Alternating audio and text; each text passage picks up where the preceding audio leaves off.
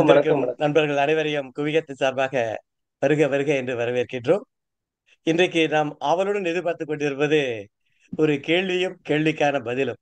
கேள்வி என்ற உடனே நமக்கு தோன்றுவது தமிழ் வாணனுடைய கேள்வி பதில், அப்புறம் அதுக்கு பிறகு அரசு கேள்வி பதில். இந்த மாதிரி நிறைய கேள்வி பதில்கள் தான் நம்ம பார்த்துட்டு இருப்போம் இலக்கிய வட்டத்துல.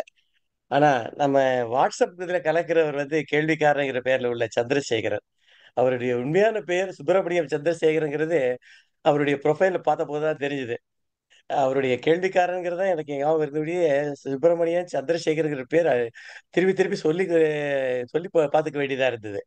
அவர் திருநெல்வேலி பக்கத்துல சேரன் மகாதேவி பக்கத்துல உள்ள மேலப்பாளையம், அதுக்கு பக்கத்துல உள்ள கருங்குளம் என்ற ஊரை சேர்ந்தவர் அப்படின்னு சொல்லி அவர் கொடுத்திருக்காரு. இவரு இவருடைய தந்தை அரசு மருத்துவமனை மருந்து கலகக்குனர். அது பாருங்க, பார்மசிஸ்ட், ஒரு அழகான தமிழ் பெயர் இவரே கொடுத்திருக்காரு. கலகக்குனர் ரொம்ப அருமையா இருந்தது.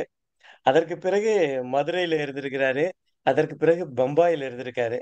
பம்பாயில இருந்தபோது அவர் பதித்த முத்திரைகள் தான். அதாவது வேலையில் பணியில் பணிபுரிந்து கொண்டிருந்த பொழுதும் சரி, மற்ற பொழுதிலும் சரி, அவர் இலக்கியத் துறையிலும், மற்ற துறைகளிலும், எழுத்துத் துறையிலும், பத்திரிகை துறையிலும் அவர் சாதித்தது நிறைய இருக்கின்றன.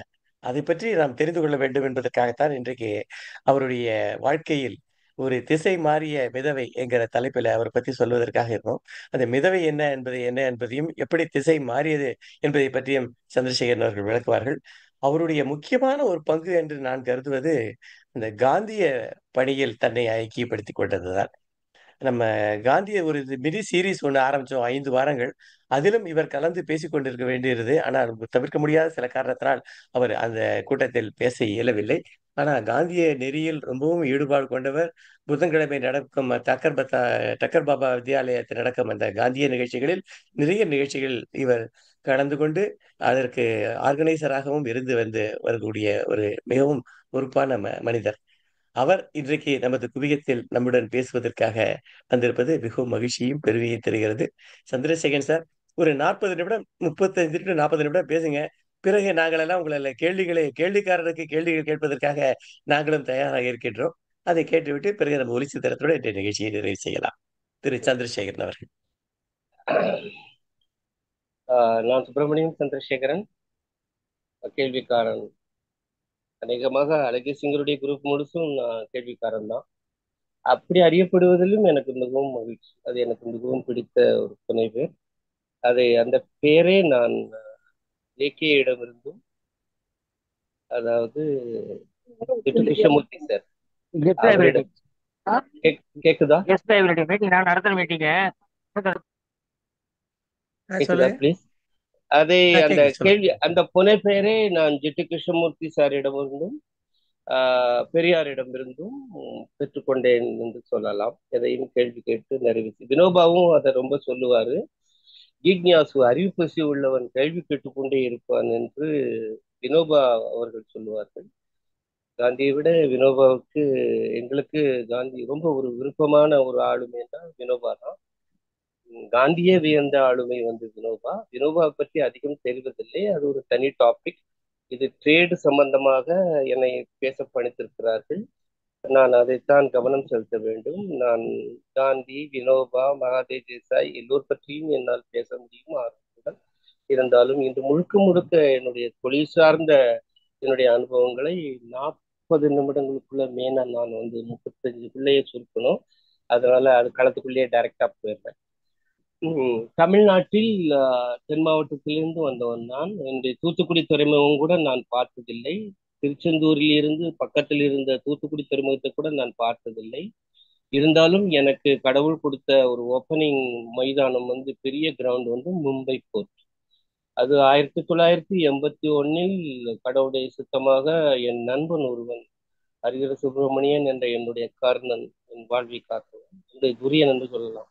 அவரு என்னை கூப்பிட்ட உடனே நான் அங்கிருந்து கிளம்பி போய் அவருடைய ஆதரவில் இருந்து ஒரு நிறுவனத்தில் சேர்ந்தேன். மும்பையில நீங்க எவ்வளவு வேணா சம்பாதிக்கலாம், ஆனா தங்குற இடம் கிடைக்கிறது தான் ரொம்ப குதிரை கும்பல். எவ்வளவு பெரிய ஆட்களுக்கும் இந்த தங்குற இடம் பிரச்சனை வரும். மும்பையில உள்ள பெரிய விஷயமே அது தங்குற இடம் தான். வேலை கிடைச்சிடும், ஆனா தங்குற இடம் கிடைக்காது. அப்படிப்பட்ட 2 ஏற்பாடுகளுடன் என் நண்பன் என்னை அங்கு அழைத்தான். நான் இங்கே 1 2 எல்லாம் பார்த்தேன், அது ஒன்றும் சரியா எனக்கு அமையல. மேலும் நான் ஒரு பணிக்கான ஒரு முயற்சியின் போது அந்த நேரத்தில் உள்ள ஒரு அது வந்து ஒரு நியாயமான தடையாக வந்து எனக்கு முற்பட்ட வகுப்பின் காரணமாக அது நேர்ந்துவிட்டது. இல்லாட்டி அரசு வேலையில எல்லாம் கூட போயிருக்கலாம். அது நடக்கல அது. அதனால ஒன்றும் பிரச்சனை இல்லை. இப்போ நான் ரிசர்வேஷனை ஆதரிப்பவனாகத்தான் இருக்கிறேன். அதுல ஒன்றும் ரெண்டாவது கருத்து கிடையாது. அது வேற விஷயம். அப்போ வந்து நான் மும்பைக்கு பயணப்பட்டேன். என் நண்பன் என்னை தன்னுடன் தங்க வைத்து அருமையாக பார்த்து கொண்டு அங்கெல்லாம் 4 ஃப்ரெண்ட்ஸ் வந்து ஒரு பிளாட் எடுத்து அது வந்து ஒரு ஜாயிண்டா கூட ஒரு 1 ரூம் எடுத்துட்டு ஸ்டே பண்ணுவாங்க. அதாவது ஒரு ஜாயிண்ட் டெனன்ட். அது ஒரு வீட்டுல ஓனர் இருப்பாங்க, 2 பெட்ரூம் வந்துன்னா 1 ரூம் வாடகைக்கு கொடுப்பாங்க. அந்த மாதிரி மலாடுங்கிற ஒரு பிரம்மாண்டமான ஒரு வெஸ்டர்ன் ரயில்வேல உள்ள ஒரு சொர்க்க பூமியில தான் என்னுடைய அந்த பேட்ச் அவங்களோட சேர்ந்த லைஃப் தொடங்கிச்சு. ஓ, மும்பை லைஃப் இவ்வளவு சொகுசானதா அப்படிலாம் நினைச்சேன். ஆனா கால மாற்றங்கள் நடந்தது. அதனால நான் உருண்டு பிறழலாம் வேண்டி இருந்தது. அதுக்கப்புறம் அந்த கற்பனை எல்லாம் கலந்து போயிடுச்சு. யதார்த்த வாழ்வுக்காகவே வர வேண்டியதாய் போயிடுச்சு. என்னுடைய மெரைன் லைஃப் அந்த கம்பெனிங்கிறது ஒரு பார்சி கம்பெனி. அது ஒரு 150 ஆண்டு அனுபவம் உள்ள அந்த தொழிலில் இருந்து இயங்கி கொண்டிருந்த அநேகமாக ஜெர்மன் கேப்டன்ஸ் அதை நடத்தி பார்சி கேப்டன்ஸுக்கு விட்டதாக ஒரு கருத்துரை உண்டு. அதை நாங்களும் கேள்விப்பட்டிருக்கிறோம். எங்களுடைய கேப்டனே யூரோப்பியன் மாதிரி தான் இருப்பாரு. டைட்டானிக் வர்ற படத்துல வர்ற அந்த சீனியர் கேப்டன் மாதிரி தான் எங்க கேப்டன் இருப்பாரு.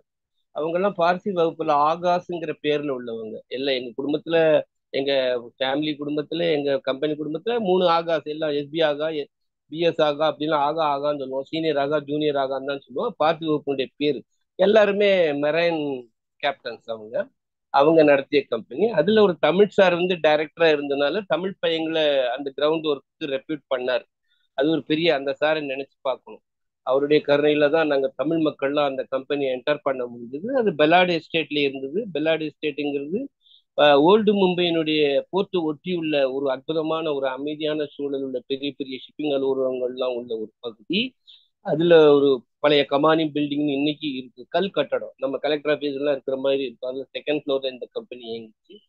நாங்க அதுல வந்து நான்லாம் டெய்லி வேஜஸ்ல தான் 80களில் சேர்ந்தேன் அநேகமா. இப்பெல்லாம் எங்களுக்கு 18 ரூபாய் தான் டெய்லி வேஜஸ். அரை நாள் பார்த்தா 9 ரூபாய். அதுக்கு ஒரு ஃபார்ம் எல்லாம் ஃபில்அப் பண்ணி கொடுக்கணும். ஆமா, அப்படி பெஞ்சில் உட்காந்துருப்போம். வாங்கப்பா 2 பேர் அப்படின்னு சொல்லி கூப்பிட்டு போவாங்க. சரி, ரைட்டு. போனா ஜாலியா போனா ஒரு கேப்டன் உடனே போய் உள்ள கோர்ட்ல போய் சில வேலை செஞ்சு வச்சேன்னா ஓச்சர் போட்டுருவான். அந்த மாதிரி அப்படியே போயிடுச்சு. இது வந்து மும்பைக்கு செல்பவர்கள் எல்லாருமே வந்து பெரிய பெரிய உத்தியோகங்களுக்கு செல்பவர்கள் அல்ல. அது ஒரு மித்து. அதே மாதிரி திரைப்படங்களில் காட்டக்கூடிய மும்பையும் உண்மையானது அல்ல. மும்பையில் வாழ்ந்தவர்களுக்கு அது நல்லா தெரியும். அதுல முரண் எல்லாம் இருக்கு. அது ஒரு தனி விவாதம். அது பெரிய பெரிய ஆட்கள் எடுத்திருந்த படமானாலும் முந்து பார்க்கும்போது அதில் நிறைய கருத்து வேறுபாடுகள் எல்லாம் உண்டு. அது மும்பைக்கர்களுக்கு நன்கு புரியும். அப்புறம் சரி, அப்படியே அந்த கம்பெனியே ஒரு தாய் மாதிரி நம்மளை ஆதரிச்சுட்டே பார்ட்டிகள் ரொம்ப இறக்க குணம் உள்ளவங்க, தாய் இறக்கம் உள்ளவங்க. அவங்களுக்கு சாதாரணமா சொல்லக்கூடாது. அவங்க வந்து அவ்வளவு இறக்கம் உள்ளவங்க. அவங்களுடைய எண்ணத்துல வந்து நீங்க பிச்சைக்காரங்களையே பார்க்க முடியாது. வறுமையா இருந்தா ஒருத்தன்னா அவனை தூக்கி டக்குன்னு தங்களுடைய ஹோம்ல போட்டுருவாங்க. இன்னைக்கு இந்தியாவினுடைய பெரிய பெரிய தொழிலதிபர்கள்லாம் பார்சி வகுப்புல தான் இருந்திருக்காங்க. காந்திஜிக்கு ஒர்க் பண்ணதும் ஒரு பார்சி தான் இருந்திருக்காரு, ஒரு தொழிலதிபர். டாடா அந்த காலத்துல. அதனால அவங்க எல்லாம் ஒரு தர்மகர்த்தா மனோபாவம் உள்ள அருமையான ஒரு கருணை மனம் உள்ளவர்கள், ஈவு இறக்கம் கொண்டவர்கள். நாங்க அங்கேயே இணைஞ்சு வேலை பார்த்துக்கிட்டே இருந்தோம். அப்படியே வருடங்கள் போயிட்டு அப்புறம் தமிழ் மக்கள், தமிழ் மேனேஜர், தமிழ் ஸ்ட்ரென்த் அதிகம் எங்க கம்பெனியில. தமிழ் ஆதிக்கம் வந்து இருந்தது. ஏன்னா தமிழ் பையங்களுக்கு அந்த நிறுவனம் அடையாளம் கொண்ட விதம் என்ன, இவன் நல்லா ஆங்கிலம் பேசுவான், இவன் மேத்தமேட்டிக்ஸ்ல ஸ்ட்ராங்கா இருப்பான்னு 2 விதமான சாய்ஸ்ல அவங்க எடுப்பாங்க. அதுல அது உண்மையும் கூட. அதுவும் முக்கியமா calculation involved Jaffna oil tankers எல்லாம் போல நிறைய மேத்தமேட்டிக்ஸ் அப்ளிகேஷன்ஸ் இருக்கும். அதனால அங்க தமிழ் குரூப் தான் இருக்கும். நல்ல ஆங்கிலம் பேச வேண்டும், கணிதத்திலும் சிறந்தவர்களாக இருக்க வேண்டும். அங்க ஏகப்பட்ட டேபிள்ஸ் இருக்கும், டென்சிட்டி கால்குலேஷன்ஸ் எல்லாம் உண்டு. அதனால அங்க வந்து தமிழ் டீம் தான் இருக்கும். அது அவங்களுக்கு மன நெருக்கமாகவும் உண்மையானவர்களாகும். இது ரொம்ப முக்கியம். நேர்மை உண்டு. தமிழ்கார பையங்கள்கிட்ட மோசடியில் தான் தன்மை கிடையாது. அதனால அப்புறம் மராட்டி பையங்க, பார்சி பையங்க இந்த மாதிரி ரொம்ப ஒரு மாதிரி ஒரு இந்த மாதிரி லாங்குவேஜ் அப்ளைங் ஒரு கணிதமுள்ள வேலைகளுக்கு வரமாட்டாங்க. அவங்களோட பழகும் போதும் அவங்களும் எங்களோட இணைஞ்சு சலோ பாய் தும் கரோ ஹம் சாத் மே ஆத்தா ஹை அப்படின்னு சொல்லிடுவான். அதனால அப்படியே அந்த வாழ்க்கை போய்கிட்டே இருந்தது. அதனால நான்லாம் போகும்போது டேலியில தான் எங்களை முதல்ல போடுவாங்க. அது பெரிய பெரிய கார்கோ ஷிப்ல இருந்து ஓல்டு போர்ட்ல எல்லாம் நாங்க வேலை பார்த்தோங்க. அங்க இந்திரா டாக்ஸ், மெயின் போர்ட்ல வந்து Indira docks, princess docks, Victoria docks எல்லாம் எங்க காலத்துல உண்டு. அப்படி பிரிச்சு.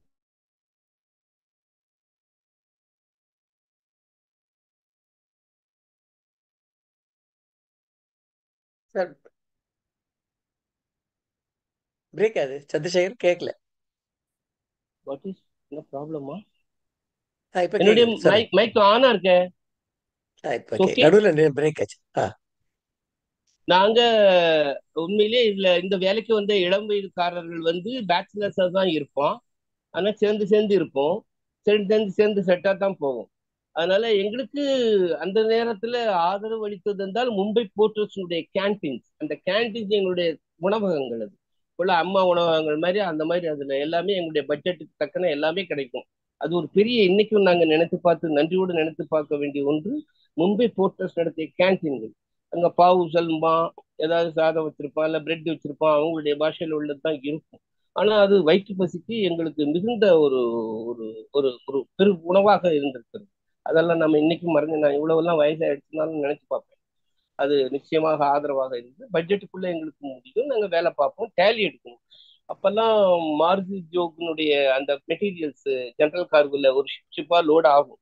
மாருதி கார்ஸ் இந்தியாவுக்கு வர்ற நேரம் பெரிய பெரிய பேக்கேஜஸ் எல்லாம் வரும். அதெல்லாம் இந்த பேக்கேஜ் வந்திருக்கு, அதுல மார்க்ஸ் அண்ட் நம்பர்ஸ் இருக்கும். அந்த பேக்கேஜ் இறங்கும் போது ஷிப் ஹூக் வந்து அதை இறக்கும் போது அது டவுன் ஆனோன்னா வாக்குல நாங்க அதை பார்த்து ஓகே அதனுடைய டேமேஜ் கண்டிஷன்லாம் நாங்க எக்ஸாமின் பண்ணுவோம். ஒரு கேஸா இருந்தாக்க அது பெரிய பெரிய மல்டி டைமென்ஷன்ல வரும். அது 6 அடி 10 அடி அகலம் அகலம் வித்தெல்லாம் வந்து 3 டைமென்ஷன்ல அது இருக்கும், பெருசா இருக்கும், முரட்டுலாம் வரும். அதை சுத்தி வரணும். சுத்தி வந்து டேமேஜ் எது இருந்தா அது எங்களுக்கு அந்த டேமேஜ் ரிமார்க்ஸ் எல்லாம் எழுத தெரியும். அதை பார்த்துட்டு அதை எழுதி நோட் பண்ணி வச்சுக்கணும். இந்த மாதிரி ஒரு ஷிப் டியூட்டில எங்களை போடுவாங்க. அது ராத்திரி கூட இருக்கும். 24/7 வந்து போர்ட் இயங்கினதுனால நாங்க நைட் எல்லாம் ஒர்க் பண்ணியிருக்கோம். அதுல ப்ரூவ் பண்ண உடனே சரி இவர் கொஞ்சம் பரவாயில்லாம இருக்காருன்னு சொன்ன உடனே ஆயில் செக்ஷன் ஒன்று உண்டு, டேங்கர் செக்ஷன். டேங்கர் செக்ஷனுங்கிறது ஆயில் டேங்கர்ஸ் வரும். அதுல வந்து இந்த மாதிரி ஹோம் நீடு இந்த மாதிரி லிக்விட்ஸ், அதாவது ஃபார்மலின், ஃபார்ம் ஆசிட் இதெல்லாம் வரும். அது வந்து உங்களுக்கு சிங்கப்பூர், மலேசியா அங்கிருந்தெல்லாம் கூட வரும். அது இம்போர்ட் ஆகும். அப்போ அதை நாங்க வந்து அதையும் அடுத்த லெவல்ல வந்து செலான் கொடுக்கணும். we will issue the challan. அது வந்து empty tank lorries will come to the wharf and fill up the cargo and go to the way bridge. இப்படி அந்த ஒரு ஸ்டேஜ் உண்டு. 24/7 மூவ்மெண்ட்லயே இருக்கும். அதை நம்ம கொடுத்தா அது ஒரு பணி. அப்படியே பண்ணி பண்ணி சரி இவர் கொஞ்சம் பரவாயில்லாம இருக்காருன்னு சொன்னோடனே அவங்க உடனே ஒரு வெசல் ரிப்போர்ட்டிங் அந்த ஒரு போஸ்ட்டை கொடுப்பாங்க. சரி ஃபுல் வெசல் ஹேண்டில் பண்ணு அப்படின்னு சொன்னா 4-10 பேரை வச்சு நம்ம மேய்க்கணும். நம்ம காலையில 8 மணி போய் இருக்கணும். ஒரு ஹூக்குக்கு ஒருத்தனை ஷிப்ல 4-5 ஹூக் இருக்கும். Cargo ship. கார்கோ ஷிப் பத்தி உங்களுக்கு சொல்லணும்னா கார்கோ ஷிப் வந்து ஒரு சாதாரணமா வாக்குள்ள ஒரு மாதிரி நார்மலாவே அதனுடைய நீளம் ஒரு 170 மீட்டர் இருக்கும். ஒரு 35 மீட்டர் வித் இருக்கும். அதுல 4-5 கிரேன்ஸ் இருக்கும். நீங்க சாதாரணமாவே இப்ப நான் பவர் பாயிண்ட் இல்ல பார்த்துருப்பீங்க. அந்த கிரேன்ஸ் எல்லாம் சைமில்டேனியஸா ஆப்ரேட் ஆகும். உள்ள பாட்டம்ஸ்ல ஹேச்சஸ் நாங்க சொல்லுவோம், ஷிப்புக்குள்ள இருக்கும். லோவர் ஹோல்டு அப்படின்னா கீழே பாட்டத்தில் உள்ளது. அதுக்கப்புறம் மிடில் ஹோல்ஸ், அந்த மாதிரி மிடில் ஹோல்டு, அப்புறம் டாப் ஹோல்டுன்னு இருக்கும். அதுல இருந்து கார்கோ பிக்கப் பண்ணி அந்த வாஃப்ல இறக்குவாங்க. அதை நம்ம பார்த்து எடுக்கிறது. இப்படியாக என்னுடைய அந்த வாழ்க்கை முறை போய்கிட்டே இருந்தது. சரி சரி அது ஒரே கம்பெனின்னு நாங்க முடிவு பண்ணிட்டோம். அது கம்பெனி மாறணும்னா மாறலாம். அந்த காலத்துல அவங்க அங்க இருந்து இங்க இருந்தெல்லாம் அழைப்பு வந்தது. பட் என்னமோ ஒரு ஒரு சோர்பட்ட கம்பெனிங்கிறது அந்த சென்டிமெண்ட்லயே என்னமோ தெரியல. அது அதுலயே இருந்துட்டோம். அது அப்படியே போயிடுச்சு. அந்த கம்பெனி தான் நமக்கு வாழ்க்கைங்கிற மாதிரி இருந்தாச்சு. அப்படியே கொஞ்சம் கொஞ்சம் ஆன உடனே சரி சீனியர் சர்வேயருங்கிற அந்த போஸ்ட்டுக்கு கொடுப்பாங்க. மெரைன் சர்வேல மெயினா வந்து என்னுடைய பார்ட் வந்து இப்போ நார்மலா வந்து இந்த மாதிரி வாக் ஆப்ரேஷன் போர்ட்டுக்குள்ள உள்ள ஆப்ரேஷன்ஸ்ங்கிறது டிஃப்ரெண்ட். அது நம்ம வந்து சாதாரணமாக கரைக்கு வரும்போது வந்து பண்ணிடலாம். அது கேன்டீன்ஸ்லாம் வசதியா இருக்கும். என்ன மாதிரி ஆளு வெஜிடேரியனுக்கு அதெல்லாம் ரொம்ப ஒரு மாதிரி என்னுடைய பேச்சுலர் லைஃபோ என்னுடைய ப்ரொஃபஷனல் லைஃபோ அது வெஜிடேரியனே சார்ந்து போயிடுச்சு. அதனால நான் பட்ட அவஸ்தைகள் வந்து கொஞ்சம் நஞ்சம் இல்லை, ரொம்ப பாடுபட்டேன். அது ரொம்ப அவஸ்தை. அதுக்கப்புறம் நம்மளை தூக்கி என்ன பண்ணிட்டாங்க, ஒரு இதுல ஒரு 10 வருஷம் கழிஞ்ச உடனே டேங்கர் செக்ஷனுக்கு மாற்றி விட்டாங்க. இந்த டேங்கர் செக்ஷன் போயாச்சுன்னா அது ரொம்ப ஒரு சென்சிட்டிவ் ஜாப். அது அதுல வந்து நீங்க தர வேலை பார்க்க முடியாது, கடலுக்குள்ள போகணும். கடலுக்குள்ள போயாச்சுன்னா ஆங்கரேஜஸ் இந்த மும்பை அரேபியன் சீல A to Z ஆங்கரேஜஸ் கொண்டு ஒவ்வொரு இடத்துலயும் ஒரு டிராப்ட்னு சொல்லுவோம். அதாவது கப்பல் மிதக்கக்கூடிய அளவுக்கான அளவுகோல். அந்த அளவுக்கு பேரு டிராப்ட். அங்கெல்லாம் வந்து கரைக்கு வந்தாச்சுன்னா 9 மீட்டர்ல டிராப்ட் அப்படின்னு கேட்பான். என்ன டிராப்ட்னு தான் கேட்பாங்க ஷிப்பிங் லாங்குவேஜில். என்ன டிராப்ட்ல ஷிப் வந்து நிக்கலாம்னா 8-9 மீட்டர்ல நிக்கலாம். அதாவது லோடட் வெசல். அதே மாதிரி அங்க போயாச்சுன்னா ஆங்கரேஜஸ்ல போயாச்சுன்னா அது வந்து 11 மீட்டர், 17 மீட்டர், இந்த மாதிரி டிஃப்ரெண்ட் கைண்ட்ஸ் ஆஃப் அங்க அந்த அந்த பாயிண்ட்ஸ் உண்டு. இந்த point discharging points or loading points. அதுல வந்து பீர்பாவுன்னு ஒரு ஒரு ஒரு ஒரு ஒரு ஒரு மைனர் வாக் உண்டு. அந்த ஏரியால கெமிக்கல் டேங்கர்ஸ் ஒன்லி வந்து நிற்கும். அந்த கெமிக்கல் டேங்கர்ஸ் வரும்போது அது வந்து கொஞ்சம் வந்து that is area highly prohibited for extra visitor common people கிடையாது. ஏன்னா பக்கத்துல பிஆர்சி இருக்கும். அதனால அந்த ஏரியால வரணும்னா ஸ்பெஷல் பெர்மிஷன் வேணும். எங்களுக்கெல்லாம் வந்து பெர்மிட் உண்டு. எங்களுக்கு லான்ச் கேரிங்ல தான் கொண்டு போவாங்க. அதனால நாங்க ரீச் பண்ணி போர்டு பண்ணிடுவோம். போர்ட் பண்ணிட்டு அந்த இடத்துல அந்த பிற்பாவுன்னு சொல்லக்கூடிய அந்த பெர்த்தில் ஒரு 3 டேங்கர் கட்டலாம். அது லாங் லாங் மெனிஃபோல்டு இருக்கும். அது மல்டிஃபோல்டட் மெனிஃபோல்டு. அது ஷிப்பினுடைய ஹோசஸை போய் கனெக்ட் பண்ணும். கனெக்ட் பண்ணி பெரிய பெரிய பிளான்ச்சஸ்லாம் இருக்கும். அதோட கனெக்ட் பண்ணிட்டு கார்கோ பம்ப் பண்ணுவான். அது பைப்லைன் மூலமா அண்டர்லைன் பைப்லைன் யூசிபிஎல் நாங்க அதுல போகும். அதுல போச்சுன்னா 4-5 கிலோமீட்டர்ஸ்ல இன்சுலேஷன்ஸ் இருக்கும். அந்த ஸ்டோரேஜ் இன்சுலேஷன் கெமிக்கல் இன்சுலேஷன் அந்த ஏரியாவே செம்பூர் ஏரியா ஒட்டி வந்துடும். அது ரொம்ப டாக்ஸிக்கா தான் இருக்கும் அங்க உள்ள அந்த காத்தே கூட. இருந்தாலும் எல்லாரும் அதுல இருக்காங்க. இன்னைக்கு செம்பூர்லாம் ரொம்ப இதெல்லாம் விலையெல்லாம் ஏறி போச்சு. அது நார்மலியும் முதல்ல இருக்கும்போது நாட் ஃபார் ஹியூமன்ஸ் அது ஸ்டேயிங்னா அதனுடைய இதுன்னு சொல்லுவாங்க. But lot of apartments are there. அத செம்பூரை வந்து மும்பையினுடைய டெபினேஷன்ல சொல்லும் போது கேஸ் சேம்பர் ஆஃப் மும்பைன்னு தான் சொல்லுவாங்க. ஏன்னா இந்த டாக்ஸிக் கேசஸ் வந்து அப்படியே அட்மாஸ்பியர்ல இருக்கும். அது இந்த இன்சுலேஷன்ஸ் வரக்கூடியதெல்லாம் எல்லாமே அது நாப்தா கிப்தா paraffin so many chemicals are there. அதெல்லாம் நாங்க லோட் பண்ணுவோம், டிஸ்சார்ஜும் பண்ணுவோம். நான் வந்து எத்தனால் கூட லோட் பண்ணியிருக்கேன். சாராயத்தினுடைய பியூர் ஆல்கஹால் தான் எத்தனால். அது பைப் லைன்ல எடுத்து ஸ்டோல்ட் சென்டோசான்னு ஸ்டோல்ட் லைன் ஒரு டேங்கர் உண்டு. அது ரொம்ப தேர் த ஹையஸ்ட் ரொம்ப ப்ரெஸ்டீஜியஸ் டேங்கர் லைன் இன் ஷிப்பிங்ல. அவங்க ஒரு பெரிய லைன் ஜெயண்ட் லைன் அந்த அமெரிக்கன் லைன். அவங்க ஒரு ஃபுல்லாவே ஸ்டெயின்லெஸ் ஸ்டீல் வெசலே இதுக்காக வேண்டி வச்சிருப்பாங்க எத்தனால் லோடிங். அந்த எத்தனால் மட்டும்தான் அவன் எடுப்பான். இந்த மாதிரி கார்கோஸ் ரொம்ப பியூரிஃபை ரொம்ப டேங்க் கிளீனிங். இதுல என்னன்னா நாங்க அதுல வேலை பார்க்கும்போது இதெல்லாம் நாங்க பார்த்துருக்கோம். அந்த டேங்க் கிளீனிங் கேங் இருக்கு பாருங்க. அவங்க அந்த டேங்க் கிளீன் பண்ண போகும்போது அந்த ஹியூமன்ஸ்லாம் இறங்குவான். மாஸ்க் போட்டிருப்போம், ஆக்சிஜன் சிலிண்டர் வச்சிருப்போம். அவங்க கீழே இறங்கி அந்த கெமிக்கல்ஸ்ல அது first wash, second wash, third வாஷ்லாம் இருக்கு. நிறைய கெமிக்கல் ஏஜென்ட் அப்ளை பண்ணி அவங்க மேனுவலாவே ஸ்க்ரப் பண்ணி அதை கிளீன் பண்ணுவாங்க. அதெல்லாம் நான் கண்ணால பார்த்துருக்கேன். அந்த பையங்க அதாவது அதுல பிலிப்பினோலாம் நிறைய பேர் இருப்பாங்க அந்த கேங்ல. இந்த சீமன் கேப் அவங்க நிறைய பேர் இருப்பாங்க. இதெல்லாம் உயிரை பணையம் வச்சுதான் பண்ணுவான். நம்ம கண் முன்னாலேயே நடக்கும். அவன் பண்ணி முடிச்சு அதை ஒரு 24 ஹவர்ஸ் என்னமோ கொடுத்து அப்புறம் நாங்க உள்ள இறங்கி கேஸ் ஃப்ரீ ஆன உடனே நாங்க போய் உள்ள போய் பார்ப்போம் கலீனா பண்ணியிருக்காங்க. அதெல்லாம் நாங்க சர்டிஃபை பண்ணணும். As a marine surveyor, tanker surveyor, அதெல்லாம் நாங்க பண்ணணும். அதெல்லாம் நாங்க வந்து பிசிக்கல் இன்ஸ்பெக்ஷன்லாம் நான் பண்ணியிருக்கேன். அதெல்லாம் என்னுடைய ஒரு அனுபவங்கள். இன்னைக்கு நான் நினைச்சு பாக்குறேன் நம்ம இதெல்லாம் பண்ணி. என் கண்ணு முன்னாலேயே ஒரு சீமன் மூச்சு முட்டி விழுந்து டக்குன்னு வெளியே கொண்டாந்து மயக்கம் போட்டுலாம் நடந்திருக்கு. அந்த ஸ்க்ரப்பிங் வந்து அந்த கேங் பண்றதே ஒரு அதிசயமா இருக்கும். வெளியில மேல இருந்து ஒருத்தன் நிறைய சாஃப்ட் ட்ரிங்க்ஸ் வாட்டர்லாம் வச்சுட்டு இப்படி பார்த்துக்கிட்டே இருப்பான். ரொம்ப ஃபிளாஷ் லைட் உள்ள பம்ப் பண்ணும். சீமெண்ட்டை நம்ம பார்க்க வேண்டியது என்னன்னா டேங்கர் இல்லாட்டி எனி ஷிப்மெண்ட் டேங்கர்ல எல்லாம் ரொம்ப அதிகம் பார்க்கலாம். அந்த சீமன் வந்து ஒரு பெல்ட் போட்டிருப்பான். அந்த பெல்ட்ல so many spanners, so many screw drivers, டார்க்ஸஸ் அப்படின்னு சொல்லி என்னெல்லாம் எக்யூப்மெண்ட் தேவையோ அந்த டெக்குன்னு சொல்லக்கூடிய அந்த டேங்கினுடைய அந்த அகாமடேஷன் சைடு நம்ம இங்க நார்மலா பார்க்கக்கூடியது பின்பகுதி ஒண்ணு இருக்கு. அதுல அகாமடேஷன்ஸ் இருக்கும், அதுல வீல் ரூம் இருக்கும். அதனுடைய முன்பகுதி இருக்கு, it is being called as a deck. அந்த டெக் இருக்கு, அந்த ரெயில் பேஜ். அந்த ரெயில் பிளேஸ்ல போனோன்னா அவன் வந்து சாமானுக்காக வேண்டி ஒன்றும் தயங்கவே மாட்டான். தலையில ஹெட்லைட்டோடு தான் அந்த இது மாஸ்க் போட்டு தான் இருப்பான் அவன் ஹெல்மெட்டு. என்ன அதனால அந்த அந்த யூனிஃபார்மே அந்த அவனுடைய வேலையை காட்டும். அவங்க தயங்கவே மாட்டாங்க. நான் லேடி சீஃப் ஆஃபீஸர் எல்லாம் பார்த்துருக்கேன். நார்வேஜியன்ஸ். நார்வேஜியன்ஸ் வந்து they are specialised in this seaway and sea jobs டேங்கர்ஸ்ல. எனி ஷிப்பிங் ஆப்ரேஷன்ல நார்வேஜியன்ஸ் இருப்பாங்க. அவங்களுக்கு குலத்தொழில் மாதிரி. அதுல ஒரு சீஃப் ஆஃபீஸர் ஒரு மேடம் ஒரு வாட்டி வந்திருந்தாங்க. அவங்க வந்து சீஃப் சீஃப் ஆஃபீஸர்னா அவங்க ஹையஸ்ட் போட்டு நெக்ஸ்ட் கேப்டன் ஆஃப் தி ஷிப்னு வரும். என்ன சுறுசுறுப்பு. இன்னைக்கு வரைக்கும் அவங்க என் மனசுலயே இருக்காங்க. பட பட படன்னு போவாங்க. கிரேன் ஆப்ரேஷன் பண்ணணுமா, 40 அடி ஏறணும் அதுல, அந்த மாஸ்ட் அதுல ஏறி உட்காந்து கிரேன் ஆப்ரேட் பண்ணுவாங்க, எல்லாம் பண்ணுவாங்க. ஸோ எனி சீமன் வந்து ரொம்ப பிரிஸ்கா தான் இருப்பான்.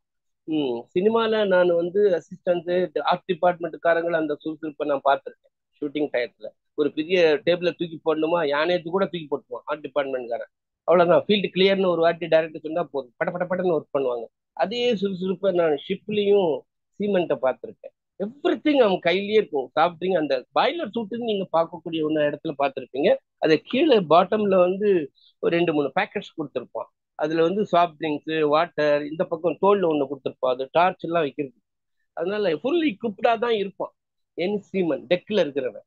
அப்படி ஒரு அற்புதமான ஒரு ஒர்க்கிங் அட்மாஸ்பியர்ல எல்லாம் நம்ம வேலை பார்த்தோங்கிறது இப்ப நினைக்கும் போது எனக்கு ரொம்ப சந்தோஷமா இருக்கு. அதனால நான் நிறைய டேங்கர்ஸ் ஏறி இருக்கேன். டேங்கர்ஸ்ன்னு பார்க்கும்போது chemical tankers, crude oil tankers, எல்லா cargo loading and unloading, we call it discharging, அதெல்லாம் 3 நாள் 3 நாள் 4 நாள். நாங்க வந்து we are not professional seaman. நாங்க சீமன் கிடையாது. எப்பெல்லாம் வெசல் வருதோ அப்பெல்லாம் போட் பண்ணி அந்த கார்கோனுடைய இனிஷியல் கால்குலேஷன்ஸ் எல்லாம் இருக்கும். ஒரு கார்கோ கொண்டு வந்தாக்க லோடிங் போர்ட்டினுடைய கால்குலேஷன் ஷிப் வைஸ் நாங்க அதை கேஜ் பண்ணி சவுண்டிங் பண்ணணும், அதை அளக்கணும். அதுக்கெல்லாம் மெஷின்ஸ் உண்டு. அதுபடி நாங்க கூட போய் குறிச்சு வச்சுக்கிட்டு அவங்களும் கூட வருவான், டெம்பரேச்சர்லாம் எடுத்துக்கிட்டு அப்புறம் ஒர்க் ரூம்ல போயிட்டு அந்தந்த டேங்க் வைஸ் அந்த டெம்பரேச்சர் அப்ளை பண்ணி அந்த சவுண்டிங்கோ அல்லேஜுன்னு சொல்லுவோம். 2 லெவல் உண்டு அதுல. சவுண்டிங் கூடியது ஒரு டேங்கினுடைய அடிவாகம் வரைக்கும் அந்த கேஜிங் ராட், அந்த பாப் வந்து படக்கூடிய இடம். இல்லாட்டி அல்லேஜும் சொல்லக்கூடியது cargo level and up to the பிரிம்னு சொல்லுவாங்க. டேங்கினுடைய அந்த உச்சம் வரைக்கும் உள்ள ஒரு அளவை எடுத்துட்டு மிச்ச கார்கோ கால்குலேட் பண்றது, அது ஒரு மெத்தட். இப்படியே நிறைய இருக்கு. ஒரு 15 டேங்க் உள்ளது இருக்கு. அதை பூரா கால்குலேட் பண்ணி டென்சிட்டி அப்ளை பண்ணி குவான்டிட்டி அசர்டைன் பண்ணுவோம். லோட் போட்டுக்கும் டிஸ்சார்ஜ் போட்டுக்கும் உள்ள டிஸ்சார்ஜ் வந்து வித்தியாசம் வருதா, வித்தியாசம் ஷார்டேஜ்னு காட்டிடுது. அது 4 கம்பெனிக்காரன் இருப்பான், நானும் இருப்போம். இன்சூரன்ஸ் கம்பெனி, நான் ஏஜென்ட் சைடு தான் அதிகம் போவேன். எங்க கம்பெனி வந்து ஏஜென்ட் ஓனர் சைடுக்குள்ளவங்க. இன்சூரன்ஸ்ல இருந்து ஒருத்த வருவான், ஷிப்பருக்காக வேண்டி ஒருத்த வருவான், அப்புறம் ரிசீவருக்காக வேண்டி ஒருத்த வருவான். 4 5 சர்வேஸ் இருக்கும். எல்லாரும் சீப் மெத்தோட உட்காந்து கால்குலேட் பண்ணி எதையும் ஹைட் எல்லாம் பண்ண முடியாது 4 பேர் இருக்கும்போது. அதை அப்படியே பண்ணிட்டு உடனே நோட் ஆஃப் ப்ரொடெஸ்ட், அந்த நேரத்தில் ரிசீவிங் ஷார்டேஜ் ஆச்சுன்னா அந்த கம்பெனிக்காரங்க நோட் ஆஃப் ப்ரொடெஸ்ட் கொடுப்பான். இந்த மாதிரி நீ வந்து ஷார்டேஜில் ரிசீவ் பண்ணியிருக்க அப்படின்னு சொல்லி அதெல்லாம் வந்து அந்த சீஃப் மேட்டும் அக்செப்ட் பண்ணணும், கேப்டன் ஆஃப் த ஷிப்பும் அக்செப்ட் பண்ணணும், நாங்களும் அக்செப்ட் பண்ணணும். அது ஒரு நாம், அதுல ஒரு அது ஒரு டெக்கோரம், அந்த ஒர்க்கிங் ஸ்டைல். அது ஜென்ரலாகவே வேர்ல்டு வைடு அப்படித்தான் அதெல்லாம் நடக்கும். எக்ஸஸா வந்துச்சுன்னா என்ன செய்யலாம்னு சொல்லி யோசிப்பாங்க கால்குலேஷன் வைஸ். அப்புறம் இதான் எக்ஸஸ் வந்துருச்சப்பா, அதுக்கு என்ன செய்யறது, சரி ரைட்டு திருப்பி ஒரு வாட்டி கால்குலேட் பண்ணு அப்படின்னு சொல்லுவாங்க. சரி ரைட்டு, அப்புறம் சொல்லுவான் சரி நீ வந்து நார்மலுக்கு கொண்டு வந்து இது சரி பண்ணி விட்டுருங்க அப்படின்னு சொல்லிட்டு எல்லா கம்பெனிக்காரனும் சொல்லுவானுங்க. சரி ரைட்டுப்பா, அரைவலும் டிபார்ச்சரும் ஒண்ணு அப்படிங்கிற மாதிரி ஒரு முடிச்சு வந்து எல்லாரும் பேசி முடிச்சதும் உண்டு, அதெல்லாம் உண்டு. அதனால சில எக்ஸசைட்டை என்ன சொல்லுவானுங்க, எக்ஸஸ் கார்கோ எல்லாருக்கும் ப்ரோ ரேட்டா பண்ணு. ப்ரோ ரேட்டானுங்கும் போது equal distribution of the cargo ரிசீவருக்கு அதை நீங்க கொடுத்துருங்க அப்படின்னு சொல்லி சொல்றது. அந்த மாதிரியும் ஒரு தீர்மானம் வரும். அதெல்லாம் இன்சூரன்ஸ் கம்பெனி உள்ளவங்களுக்கு அதிகம் தெரிஞ்சிருக்க வாய்ப்பு உண்டு. ஒரு மேடம் இருந்தாங்க, அவங்களுக்கு இன்சூரன்ஸ் நான் மரைன் சர்வே சொன்னோடனே அவங்க புரிஞ்சுக்கிட்டாங்க. ஒரு வாட்டி வந்திருந்தாங்க, அவங்களுக்கு ஷி அண்டர்ஸ்டாண்ட். அது மாதிரி இருக்காங்க ரொம்ப பேர் இன்சூரன்ஸ் கம்பெனி பீப்புளுக்கு எங்க தொழிலோட உள்ளது தெரியும். அது ஒரு பக்கம். இது ஆயில் ஷிப்ஸ்ல நாங்க 2 விதமா இந்த மாதிரி மும்பையினுடைய எல்லா அங்கரேஜஸ்லயும் நான் ஒர்க் பண்ணியிருக்கேன். ரவுண்ட் த கிளாக் ஒர்க் பண்ணியிருக்கேன். ராத்திரி பூரா திடீர்னு நான் வீட்டுக்கு கிளம்புற நேரத்துல ஒரு கால் வரும், அப்பா ஒரு வெசல் பெர்த் ஆகுது, நைட்ல 9 மணிக்கு வர்றான், ஆங்கரேஜ் இந்த ஆங்கரேஜுக்கு வர்றான் அப்படின்னு சொல்லிட்டு கேப்டன் நோட்டு வரும். நான் தான் எங்க ஆபீஸ்ல கடைசியா கிளம்புவேன். உடனே நம்மள மாட்டிடுவானுங்க. உடனே பாவம் என் ஒய்ஃபுக்கு எப்படி தகவல் கொடுக்கறதுங்கிறது தெரியாம நானும் கொடுத்துருவேன். 55 ஆயிடுச்சு. 20 நிமிஷம் பேசியிருக்கேனா சார்? புரியுங்க சார்? கரெக்டா டைம் சொன்னோன்னே எனக்கு கையை காட்டிடுங்க, அது ஸ்டாப் இட் ப்ளீஸ். அதனால என்ன அதுக்கு மேல போகக்கூடாது. அப்புறம் நான் உடனே என் ஒய்ஃபுக்கு பாவம் ஒரு ஆஸ்பத்திரியில் அவள் கிளரிக்கல்ல இருந்தா, அவளுக்கு தகவல் சொல்லுவேன். சில சமயம் அவன் வீட்டுக்கு போயிட்டான்னா ஒன்றும் தகவல் சொல்ல முடியாது பார்த்துக்கோங்க. அப்படிலாம் வீட்டுக்கு சொல்லாமலே வேலைக்கு போன நாட்களும் உண்டு. நான் பாட்டு லான்ச்சுக்காக வேண்டி வெயிட் பண்ணணும். ராத்திரி 9 மணி லான்ச், அப்படி அந்த டைமிங் சிக்னல் கிடைக்கல, போர்ட் சிக்னல் கிடைக்கலன்னு போகும். ஃபுல் ஸ்டே ஆஃபீஸ்லயே தங்கணும். அப்புறம் 1 மணி 2 மணி ஆகும். திடீர்னு இன்னைக்கு அரைவல் கேன்சல்டு, இன்னைக்கு பத்திங் கேன்சல் தாம்பான். உடனே அங்கேயே ஆஃபீஸ்லயே படுத்து தூங்கிட்டு 2 டேபிளை சேர்த்து போட்டு அப்புறம் வீட்டுக்கு போகும். இதெல்லாம் நடந்திருக்கு. என்ன, அதெல்லாம் கரெக்டா நடக்கும். ஷிப்பிங் ஆக்டிவிட்டிஸ் வந்து கரெக்டா நடந்ததுன்னா நாங்க எல்லா தெய்வங்களுக்கும் அப்பாடி கரெக்டா டயத்தப்படி எல்லாம் நடந்துருப்பா அப்படின்னு சொல்லி சொல்லுவோம். இதெல்லாம் அந்த தொழிலினுடைய ஒரு நேச்சர். நான் இதுல இன்னொரு ஸ்பெஷல் என்னன்னா, பங்கர்னு சொல்லக்கூடிய Indian oil and oil companies ஷிப்ஸுக்கு சப்ளை பண்ணக்கூடிய டீசல், பெட்ரோல், அப்புறம் முக்கியமா ஃபர்னஸ் ஆயில், இதெல்லாம் நான் வந்து அதை ஷிப் வரைக்கும் கொண்டு போற வேலையில எங்க கம்பெனிக்கு வரும். அந்த ஓனர் நாங்கள் ஏஜென்ட் கம்பெனின்னு பண்ணும்போது இந்த வேலையும் கொடுப்பாங்க. இந்த மாதிரி பங்கர் சர்வேன்னு அதுக்கு பேர். அது நான் நிறைய பண்ணியிருக்கேன். அது வந்து ராத்திரியில எல்லாம் டேங்க் லாரியில இருந்து ரிசீவ் பண்ணணும் அந்த ஆயில்ஸ். அதுக்கு உண்டான டேங்க் மேல ஏறணும். நீங்க இப்ப ரோட்ல பார்க்கக்கூடிய 10 kL 20 kL எல்லாம் முரட்டுத்தனமா இருக்கும். அது உயரம். அந்த லேடர் வழியா ஏறி எவ்ரி ஈச் கம்பார்ட்மெண்ட்டையும் அளவு பண்ணணும். சவுண்டிங் எடுக்கணும். கரெக்டா இருக்கா? 5000 போட்டிருப்பான். 5000, அது 5000 லிட்டர்ஸ், 5 kL அது ஆக்சுவலா. 20 kL ஒரு ஒரு டேங்க் லாரி கொண்டு வரும். இப்போ அது அப்படித்தான் பெரிய லெவலில் 10 kL இருக்கு. அதெல்லாம் வெரிஃபை பண்ணி அதுக்கு வாட்டர் கலந்துருக்கானா. இந்த பையங்க என்ன பண்ணுவான், அந்த டேங்க் லாரி காரணங்க அதெல்லாம் சூட்சமானவங்க, ரொம்ப கெட்டிக்காரனுங்க. எங்கேயாவது அங்க ஐஓசில லோட் பண்ணிட்டு எங்கேயாவது போய் கொஞ்சம் தண்ணியை மிக்ஸ் பண்ணிட்டு வந்துருவான். அவங்களுக்கு அந்த அந்த சீல் டேம்பரிங் எல்லாம் அவங்களுக்கு தெரியும். ஒரிஜினல் சீல்ஸோடு தான் வரும். அந்த சீல் நம்பர்லாம் எடுக்கணும். ஒவ்வொரு டேங்க்லயும் சீல் இருக்கும், மேலேயும் இருக்கும். அவங்க அதை தொழில்காரன் ரொம்ப கெட்டிக்காரன். அதெல்லாம் ஏதாவது ஒண்ணு பண்ணிடுவான். அதை வெரிஃபை பண்றதுக்காக வேண்டி வாட்டர் பெயிண்டிங் பேஸ்ட் உண்டு. அது வந்து ஒரு எல்லோ கலர்ல இருக்கும். வாட்டர் இருந்தான்னா அது ஒரு ப்ளூ கலருக்கு மாறும். அது பர்பிள் கலருக்கு மாறும். அதெல்லாம் பார்க்கணும். பார்த்துட்டு நைட்டெல்லாம் ஒர்க் பண்ணணும். நைட்ல தான் பெரும்பாலும் வரும். டார்ச் அடிச்சுக்கிட்டு இதெல்லாம் பண்ணணும். ரொம்ப ஹார்ட் ஜாப். எங்க லைனே வந்து ரொம்ப பிசிக்கல் அண்ட் மென்டல் ஓரியன்ட், ரொம்ப ஒரு கஷ்டமான ஒரு ப்ரொஃபஷன் தான் அது. அதனால அது கண் முடிக்கணும்.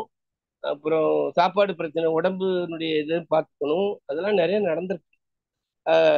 அது வந்து லோட் பண்ணிட்டு பார்ஜ்னு சொல்லக்கூடிய இன்னொரு ஃப்ளோட்டிங் பாடி, ஸ்மால் ஷிப், சீ கோயிங் ஷிப் ஒன்று இருக்கும். அவன்கிட்ட ஒரு 4, இந்த பக்கம் ஒரு 4, அந்த பக்கம் ஒரு 4 டேங்க் இருக்கும். அது ஸ்மால் ஷிப் லைக் அதில் லோட் பண்ணுவான்.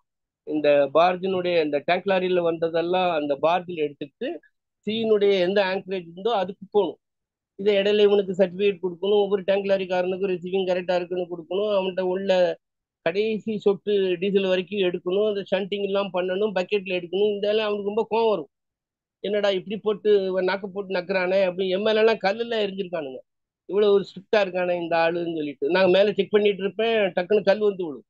அந்த மாதிரி எல்லாம் எக்ஸ்பீரியன்சஸ் எல்லாம் இருக்கு. அது பிசிக்கல் அட்டாக் எல்லாம் பண்ணுவானுங்க அந்த டேங்க் லாரி காரணங்க. அவனுக்கு அட்ஜஸ்ட் பண்ணி போகணும்னு நினைப்பான். அது நான் பண்ணது இல்லை என்னுடைய தொழில்ல. அதனால இதெல்லாம் கூட நான் ஃபேஸ் பண்ணியிருக்கேன். அதுக்கப்புறம் என்ன பண்ணணும்னா அதை எடுத்துக்கிட்டு பார்ஜில் வந்து பார்ஜினுடைய குவான்டிட்டியை அசர்டைன் பண்ணணும். அவன் கரெக்டா இருக்கா, இந்த ரிசீவ் இந்த டேங்க் லாரியினுடைய ஒரு 10 டேங்க் லாரிக்கு இவ்வளவா, சரி 2000 KL இவன்ட்ட வந்திருக்கான்னு ரிசீவ் பண்ணணும். அதை டேங்க் வைஸ் கேஜ் பண்ணி அசர்டைன் பண்ணிட்டு எடுத்துக்கிட்டு சி ஆங்கரேஜுக்கு போகணும்.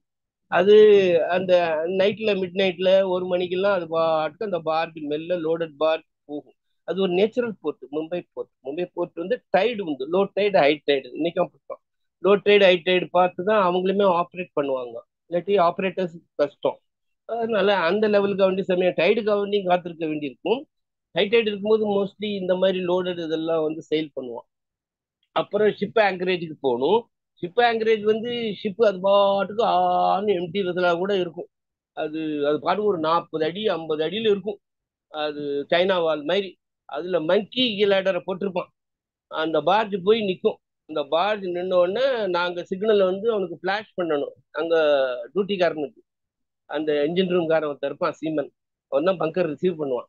அவனுக்கு இப்படி ஃபிளாஷ் பண்ண உடனே சரி பார்ஜ் வந்திருக்கு அப்படின்னு சொல்லிட்டு அவன் இறங்கி வருவான். அவன் வந்து பார்ஜ் வந்து வந்து அசைன் பண்ணுவான் குவான்டிட்டியை. சவுண்டிங்கு என்னமோ டேபிள் பார்த்து அவன் பண்ணுவான். ஆக்சுவலா அவன் தட் இஸ் ரூல்.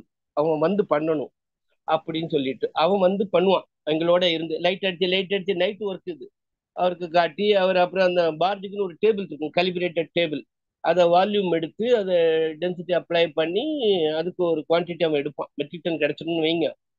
எடுத்துக்கிட்டு அவர் ஓகே நீ பம்ப் பண்ணு அப்படின்னு சொல்லிட்டு அவன் ரூம் அவன் வந்து ரெடி பண்ணுவான். அவனுடைய இன்ஜின் ரூம், அவனுடைய பைப் லைன் எல்லாம் வால்வ் பண்ணி இப்படி நைட் போய்கிட்டே இருக்கும். அதுல அந்த ஹோஸ் வந்து மேல கொடுக்கணும் அவனுக்கு டேங்க் ரூம். அது அவன் வந்து ட்ரெயின்ல எடுப்பான். எடுத்து அவனுடைய மெனிஃபோல்டில் அங்கே கனெக்ட் பண்ணி பைப் லைன்ல எடுத்து அவனுடைய சேம்பர்ல ஏதாவது ஒரு டேங்க்ல எடுத்துப்பான். இது ஸ்மூத்தா முடிஞ்சாலும் முடியும். பெரும்பாலும் டேங்கர் இந்த ஷிப்புக்காரனுங்க என்ன பண்ணுவானுங்க, அவன் பாட்டு பைப் லைனை மாற்றி விட்டுருவான். அது அவங்களுடைய மால் ப்ராக்டிஸ்ல போய் பிரச்சனை எல்லாம் நடக்கும். எங்கேயாவது திருப்பி விட்டுட்டு உன் குவான்டிட்டி குறைச்சலா கொண்டு வந்திருக்குன்னு தகராறு பண்ணுவான். 5 மணிக்கு கண் முழிச்சு இவ்வளோ ஹார்ட் ஒர்க் பண்ணியிருப்போம். 5 மணிக்கு குவான்டிட்டி கால்குலேஷன் எல்லாம் பண்ணுவான். சீட்மேட்டு அவன் பாஷை தெரியாதவனாவும் இருப்பான். சமயத்துல ரஷ்யனா இருப்பான், இங்கிலீஷ் தெரியாது, ஜாப்பனீஸ், இவனோட எல்லாம் மல்லாட வேண்டியிருக்கு. நான்லாம் ரொம்ப பாடுபட்டிருக்கேன் அதுல. என்ன, ரொம்ப கஷ்டம் உனக்கு. நம்ம பசி மயக்கத்துல இருப்போம், ராத்திரி ஒர்க்கு, ரொம்ப இதெல்லாம் பார்த்தோன்னா ரொம்ப பரிதாபமான வேலை ஒரு வகையில. இதெல்லாம் நாங்க பார்த்துருக்கோம், வயிற்று பழப்பு வேற வழி இல்லையே. அதனால அது பண்ணிட்டு அந்த சீஃப் இன்ஜினியர் சொல்லுவோம், அப்பா நான் கொண்டு வந்தது சரி, நீ தான் வந்து பாட்டில் வந்து பார்த்த. ஸோ அதனால உன்னுடைய டேங்க் எல்லாம் நாங்க கேஜ் பண்ண மாட்டோம். எங்க கம்பெனி இன்ஸ்ட்ரக்ஷன், நீ ஷிப் டேங்கே கேஜ் பண்ணாத. ஏன்னா அவன் என்னவே எங்கேயாவது ட்ரான்ஸ்ஃபர் பண்ணிவிடுவான், பிரச்சனை வந்துடும் உனக்கு அப்படின்னு சொல்லிட்டு அங்க பண்றது இல்லை.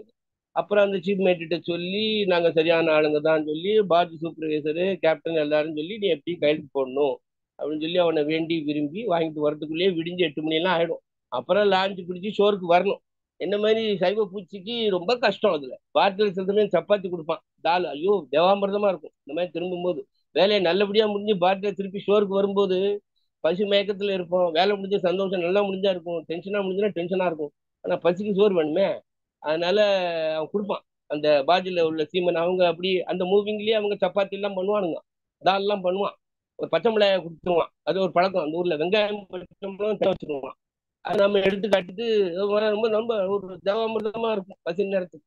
வாக்கு இறங்கினவன் தான் ஆஹா அப்படின்னு சொல்லிட்டு வீட்டுக்கு போகணும். வீட்டுக்கு போறதுக்குள்ள ஒரு 11 12 மணி ஆகும். அவங்க வீடும் வீட்டு ஸ்டேஷனுக்கு வந்தாலுமே 1 ஹவர்லாம் இருக்கும் அந்த ஜேர்னி இருக்கு. Such a long journey you have to travel every day for reaching your office. அதெல்லாம் நடந்திருக்கு.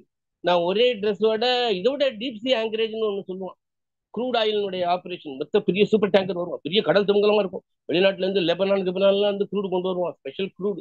அதை இங்க உள்ள டாக்டர் வெசல்னு நாங்க சொல்லுவோம், அதை மதர் வெசல்னு சொல்லுவோம். அதுல வந்து டிரான்ஸ்ஃபர் பண்ணுவான். அது டபுள் பேங்கிங் ஆப்ரேஷன் நாங்க சொல்லுவோம். 2 வெசல்ல கிட்ட நிறுத்துறது, அது டீப் சீல. அதெல்லாம் பார்த்தோன்னா ஒரு 20 25 மீட்டர் அந்த ஆழம் இருக்கும். சி அந்த அந்த ஷிப் வந்து நின்று கார்கோ எடுக்கிறதுக்குன்னு உள்ள ஏரியா. அதுக்கு டிராவல் பண்ணி போறதே 4 5 மணி நேரம் ஆகும். அந்த லான்ச் ஒன்று கொண்டு போவான். அந்த லாஞ்சில் கொண்டு போறதுக்குள்ளே பாதி பேருக்கு கூட வர்ற ஒருத்தர்லாம் வாமிட் எல்லாம் எடுத்து அவர் ரொம்ப கஷ்டப்பட்டு போயிடுவோம் எங்களுக்கு. அங்க இந்த மாதிரி எல்பிஓன்னு சொல்லுவோம், அது வந்தாச்சுனாலே இவனுக்கு எல்லாருக்கும் பாதி பேருக்கு மனக்கலக்கம் வந்துடும். ஆஹா இந்த வேலையை முடிக்கணுமே, ஏன்னா 15 நாள்லாம் ஓடும். என்ன பொறுத்த மட்டுக்கும் எங்க கம்பெனில தெரியும், ஒரு வெஜிடேரியன் பெல்லோ இவங்க கஷ்டப்படுவாங்கனால, எப்பா உனக்கு ஒரு வெசல் தான், நீ முடிச்சுட்டு ஷோருக்கு திரும்பிடலாம். 5 மணி நேரம் அப்பு, 5 மணி நேரம் டவுனு. அது சர்வீஸ் வெசலான்னு இருக்கும். சாகர் சேவக்குன்னு ஒரு வெசல் உண்டு, இன்னைக்கு அது பேர்ல எழுதணும்னு இருக்கேன். அந்த சாகர் சேவக் தான் எங்களை வந்து ஷோர்ல இருந்து எடுத்து இந்த மாதிரி டீப் சீக்கு கொண்டு போற கார்கோ ஸ்மால் ஷிப் அது. அதுவும் கத்திரிக்காய் வெண்டைக்காய் எல்லாருக்கும் எடுத்திருப்பான். ஒவ்வொரு இடத்துல ஒவ்வொரு ஷிப்பா நிற்பான் அவன். அது வேற, அவன் போய் பெரிய அது சாதாரணமா இந்த நம்ம எம்டிசி பஸ் மாதிரி நிறைய லிமிடெட் பஸ் ஸ்டாப் இல்லைன்னு சொல்ல முடியாது, எல்லா இடத்துலயும் நிக்கிற வண்டி. அது போறதுக்குள்ள விடிஞ்சிடும் அது. அதுலயும் பெரிய பெரிய மதர் டேங்கர்லாம் நான் பார்த்துருக்கேன். கொயாலி அப்படின்னு சொல்லக்கூடிய அந்த மலைகள் பேர்ல எல்லாம் இருக்கும் இந்தியன் ஷிப்ஸினுடைய ஷிப்பிங் கார்பரேஷனுடைய vessels, mother tankers. Koyali, Kanchenjunga அப்படிலாம் முரட்டு முரட்டு ஷிப்பு. அது பார்த்தாலே நாங்க பாட்டில் போய் நின்று அந்த சாகர் சேவக்குல இருந்து பார்க்கும் போதே ஐயோப்பா எவ்வளவு போயிடும்டா, பெரிய மலை மாதிரி இருக்கே அப்படின்னு நினைப்போம். அதுல எங்களை எப்படி தூக்குவான்னா, அந்த நேரத்துல ஷிப்ல வந்து நாங்க வர்ற தகவல் கிடைச்சிடும் சர்வேர் வர்றான்னு. அவன் என்ன பண்ணுவான், அவன்கிட்ட வந்து பேஸ்கெட்னு ஒண்ணு உண்டு. அது ஒரு 6 அடிக்கு இருக்கும், வலை பின்னி இருக்கும், கீழே டயர் போட்டு லைஃப் பாய் மாதிரி இருக்கும், பெரிய அளவுல மிதக்கக்கூடிய சமாச்சாரம். அதுல ஏறி நின்றுக்கணும். அது ஆப்போசிட் ஆப்போசிட் நின்றுக்கணும், அப்பதான் அது வந்து தாளாது, இல்லாட்டி இம்பேலன்ஸ் ஆயிடும். அதனால நாங்க 4 பேர் இருந்தா எழுத்தாப்புல டயகனல்லாம் நிற்போம். நின்ன உடனே ஹூக்கு கொடுத்து மேல கொடுத்து ஜிம்னு தூக்குவான். அது மதர் வயசுல 50 60 அடி உயரத்து ஆன்னு இருக்கும். அது நம்ம பவுர்னு கடலை பார்க்க கூடாது, முதல்ல சொல்லிடுவான், டோன்ட் சி த சி அப்படின்ட்டுருவானுங்க. கடலை பார்த்தா தலை சுத்திரும். அது ஒரு தூக்கி அப்படியே கொண்டு போய் அந்த ஷிப்ல ஒரு மார்க்கெட் பிளேஸ் இருக்கு, அங்க இறக்குவான். அப்பா அடி, அதாப்பா நல்லபடியா இறக்கி விட்டான். ராத்திரி 2 மணி 3 மணிக்கெல்லாம் இறக்குவான். அந்த நேரத்துல நாங்க வர்றோம்னு சொல்லிட்டு அந்த ஷிப் டிபார்ட்மெண்ட்டுக்காரங்க மெஸ் டிபார்ட்மெண்ட்டுக்காரங்க ஒரு சாப்பாடு எடுத்து வச்சிருப்பான். அதுல வந்து ஜரிகை தாள்லாம் போட்டு சில்வர் பேப்பர் போட்டு கவர் பண்ணி சர்வேர் அப்படின்னு சொல்லி எழுதியிருப்பான். அந்த நேரத்துல சாப்பிட்டுக்கலாம். ஏன்னா ரொம்ப நேரம் ஜேர்னி பண்ணி வர்றான். அந்த இறக்கமெல்லாம் நீங்க சி லைஃப்ல ரொம்ப பார்க்கலாம். ஏன்னா சீமேன்ல உள்ளவனே நமக்கு நீ சாப்பிடலையாப்பா இவன் கேபினுக்கு வா அப்படின்னு சொல்லிட்டு பிஸ்கட்ஸ் கொடுப்பான், எல்லாம் கொடுப்பான். அதெல்லாம் வந்து சும்மா சொல்லக்கூடாது. அதெல்லாம் அதெல்லாம் நிறைய அந்த நேரத்துல இதெல்லாம் இருந்து எனக்கெல்லாம் வந்து ஒரு வாரம் கொடுப்பானுங்க. நான் டாக்டர் டேங்கர் மதர் டேங்கர்லயும் இருந்திருக்கேன். பெரிய பிரமாண்டமா அது எப்படி இருக்கும், பெரிய கிரிக்கெட் கிரவுண்ட் மாதிரி இருக்கும் அதனுடைய அந்த டேங்க்ஸ் ஏரியாவே. இந்த டெக் ஏரியாங்கிறதே பெரிய மைதானமா இருக்கும். ஒரு வாட்டி நாங்க ஒரு 20 டேங்கை கேஜ் பண்ணிட்டு வந்தோம்னா அரை நாள் ஓடிடும். இந்த சவுண்டிங் எடுத்துட்டு வரணும். அதுக்கு மிஷின் சோனிக் டேப்னு சொல்லுவோம். அது சோனிக் டேப் பிங்னு இறக்கும். அதை கூட வருவாங்க சீமன். அதுல டெம்பரேச்சரும் இருக்கும், அளவும் இருக்கும். அதை எடுத்துட்டு குறிச்சு வச்சுக்கணும் நாங்க. அது காலி வசல்ல இருந்தா ஓபிக்குன்னு சொல்லுவோம். பிஃபோர் அது ஒரு கால்குலேஷன் காலி வசல்ல.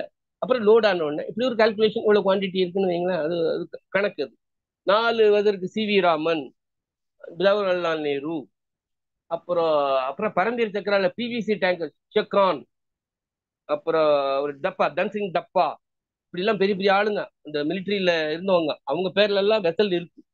மோதிலால் நேரு இல்ல இருக்கு. இந்திரா காந்தி மதர் டேங்கர் இருக்கு. இன்னைக்கு சுபாஷ் சந்திர போஸ் மதர் டேங்கர் இருக்கு. திலக்குன்னு இருக்கு, பாலகங்காதர் திலக், அது இருக்கு. இப்படி நிறைய டேங்கர்ஸ் இருக்கு. சிவி ராமன் அது ஒரு டாக்டர் டேங்கர். அதனால நான் ஒர்க் பண்ணிருக்கேன்.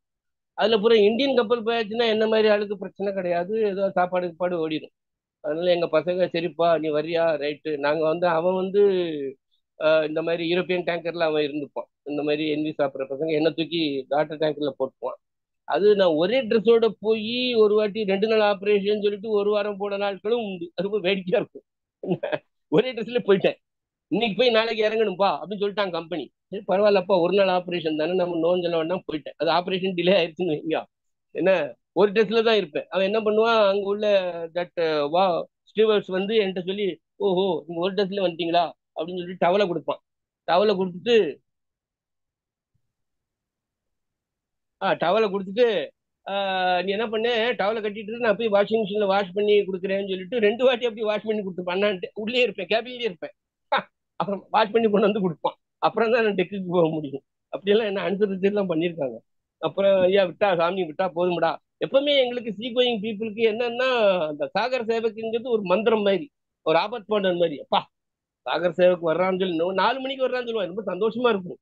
10 நாள் கழிச்சு எல்லாம் வரும்போது ஷோருக்கு வரும்போது Sagar Sekhar coming you surveyor okay ready அப்படின்னு சொல்லிடுவான். ஒரு அனௌன்ஸ்மெண்ட் வந்துடும். ஆகா வீட்டுக்கு போறான்டான்னு சொல்லி டெக்ல போய் அந்த ரிங்ல நிற்போம். திடீர்னு பார்த்தா சாகர் சேவக்கு இன்னைக்கு வரல, அப்புறம் நாளைக்கு தான் வருதுன்னுவாங்க. சோகமா போயிடும். ஒண்ணு தொங்க போட்டு உள்ள போகும், மூஞ்சி தொங்க போய் கேபின்ல படுத்துக்கணும், மறுநாளைக்கு வருவோம். அதான் ஒரு நல்ல ஒரு எக்ஸ்பீரியன்ஸ் இன்னைக்கு நினைச்சு பார்க்க வேண்டியது. அதனால அது எனி ரிமெம்பரன்ஸ், நீ இந்த மாதிரி ரெமினிசன்சஸ் ஆர் ஆல்வேஸ் நல்லா தான் இருக்கு. வேலை பார்த்து கடுமையான வேலை பார்த்தவங்கன்னு சொல்லலாம். மும்பைக்கு போறதுல இந்த மாதிரி செக்டர்ல போறவங்க எல்லாம் வந்து வசதியான ஒன்றும் கிடையாது. வாழ்க்கையினுடைய ஒரு விரட்டல்ல நான் வந்து திசை இழந்த மிதவைன்னு கொடுத்துருக்கேன்னா அது ட்ரிப்டட் பார்ஜ். ஒரு வாட்டி எனக்கு அந்த அனுபவம், லோட் பண்ணி ஷோருக்கு வந்துட்டு இருக்கேன் ஒரு கெமிக்கலை, ஹை டைடு தொடங்கிருச்சு, பார்ஜ் ட்ரிப்ட் ஆயிடுச்சு. இழுத்து போக முடியல, பின்னாலே இழுத்துட்டே போச்சு. பின்னாலே பேக்ல போய்கிட்டே இருந்தது, பயந்துட்டோம். அது புஷிங். அந்த ஹைடைட் வேவ்ஸ் வந்து ரொம்ப விகரஸா இருக்கு, புஷிங் இந்த பார்ஜ் பேக் சைட். முன்னேற முடியல. ரொம்ப பயந்து போய் அவன் சொல்லிட்டான். என்ன அந்த பார்ஜுக்காரன் ரொம்ப சாதாரண சிரிச்சுக்கிட்டே சொல்றான், நீ கவலைப்படாத இன்னும் கொஞ்ச நேரத்துல நமக்கு பாகிஸ்தான் பார்டர் வந்துடும் தான். பயம் பிடிச்சிருச்சு. அது ஒரு ஒரு சைட்ல சீல தொடுவோம் அப்படிங்கிற மாதிரி. அதுக்கப்புறம் ஷோர்ல இருந்து அவங்க ஒரு லான்ச் எடுத்துக்கிட்டு, ஸ்பெஷல் லான்ச் எடுத்துக்கிட்டு வந்தானுங்க. வந்து எங்களை கூட்டு வந்து கரெக்ட் பண்ணி சேர்த்தான். அதனாலதான் அது ட்ரிப்டட் பார்ஜினுடைய அதைத்தான் நான் திசை இழந்த பறவை, திசை இழந்த மிதவைன்னு கொடுத்துருந்தேன். Any floating body working on sea is called as, அது மிதவை தான். அது ஷிப்பா இருக்கலாம், பார்ஜா இருக்கலாம், லான்ச்சா இருக்கலாம், எனிதிங், எனி ஷிப்பிங் சமாச்சாரங்கள். அது எனக்கு இன்னைக்கு ஒரு 10 வருஷம் நான் ஆயில் டேங்கர்ஸ்ல இருந்திருக்கேன். புச்சர் ஐலாண்ட் எல்லாம் போனோம்னா அது அந்த காலத்துல பேரே புச்சர், ஏதோ ஒரு பிரபு பேர்ல வச்சிருக்காங்கன்னு நினைக்கிறேன். அது அது ரொம்ப நல்ல ஒரு தீவா இருக்கும். அது ரொம்ப பசுமையா இருக்கும். அங்க ஸ்பெஷல் டேங்கர்ஸ்னுடைய பெர்த் எல்லாம் உண்டு. இந்த க்ரூட் ஆயில் டேங்கர்ஸ் 4 கிலோமீட்டர்ல UPCL under ground pipe line, பெரிய பெரிய பிபிசிஎல் ஐஓசினுடைய ஸ்டோரேஜ் எல்லாம் அங்க இருக்கு. அதெல்லாம் highly prohibited for general public. அதெல்லாம் போயிட்டு வரதெல்லாம் எக்ஸ்பீரியன்ஸ் எல்லாம் நல்ல. இன்னொரு 5 நிமிடத்துல முடிச்சிடலாம் சார் நீங்க. ஓகே, 5 நிமிடம் வரும்போது நான் கரெக்டா முடிச்சிடுறேன். என்னுடைய ஒண்டர்ஃபுல் லைஃப் இது வந்து சென்னை கண்டெய்னர் லைஃப்ல வந்து அது ஒரு தனி. ஏன்னா என்னால வந்து அவ்வளவு நெருக்கடியா சொல்ல முடியல. அது ஒரு பெரிய வியாபிச்ச ஏரியா. இன்னும் சென்னை கண்டெய்னர் லைஃப்பும் ரொம்ப நல்லா இருக்கும். அது இன்னொரு நாள் வாய்ப்பு கிடைச்சா சொல்றேன்.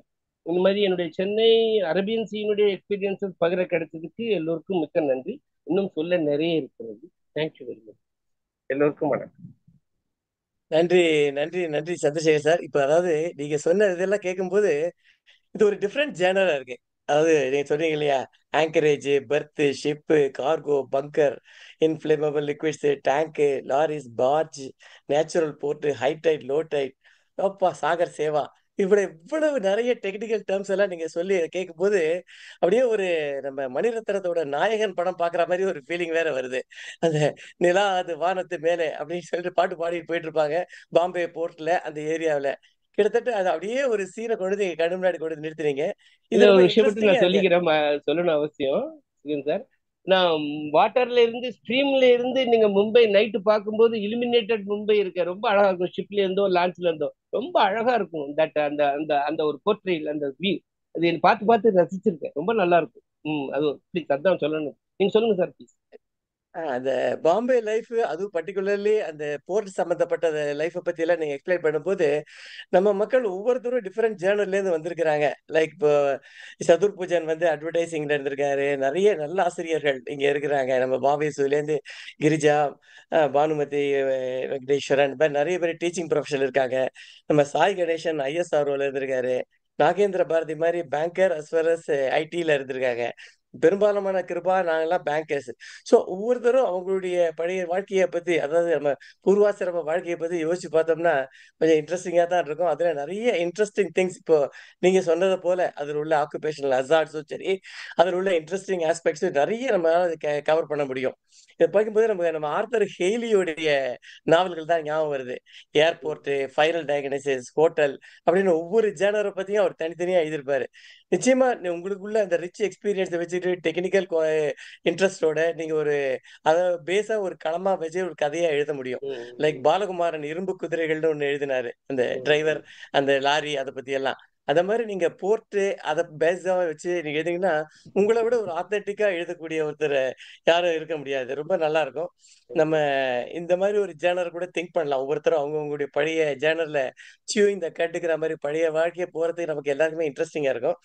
இப்போ இன்றைக்கு இவர் பேசுற சமாச்சாரங்களை பற்றியும் அல்லது அதோட இன்டராக்ட் பண்றதுக்கு நம்ம நண்பர்கள் எல்லாம் அவரோட காத்துட்டு இருப்பாங்க. குறிப்பா நாகேந்திர பாரதி அண்ட் மதுவந்தி அவர்கள் இதை பற்றி ஒரு சில கருத்துக்கள் சொல்லணும். அவரது ஏதாவது கேள்வி கேட்டதா கேட்கலாம்.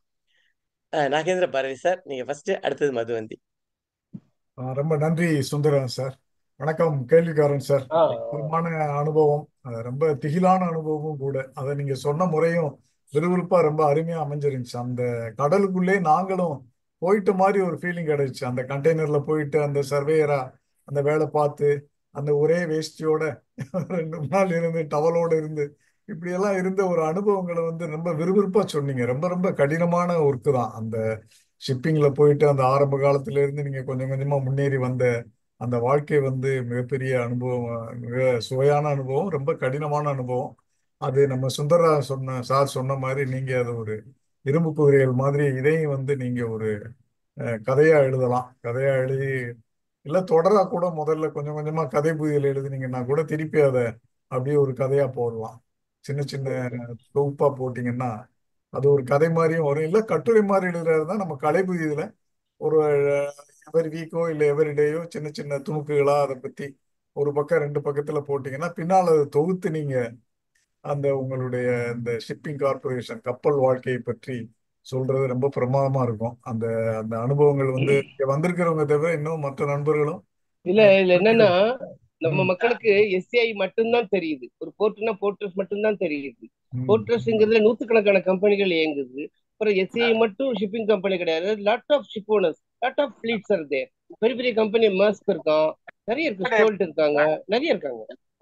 நீங்க தூத்துக்குடி தூத்துக்குடி துறைமுகத்திலேயும் அந்த மாதிரி திருப்பி இங்க இந்த அனுபவத்தோடு நீங்க இங்க போனப்போ நீங்க அதை பாக்குறப்போலாம் எப்படி இருந்துச்சு உங்களுக்கு?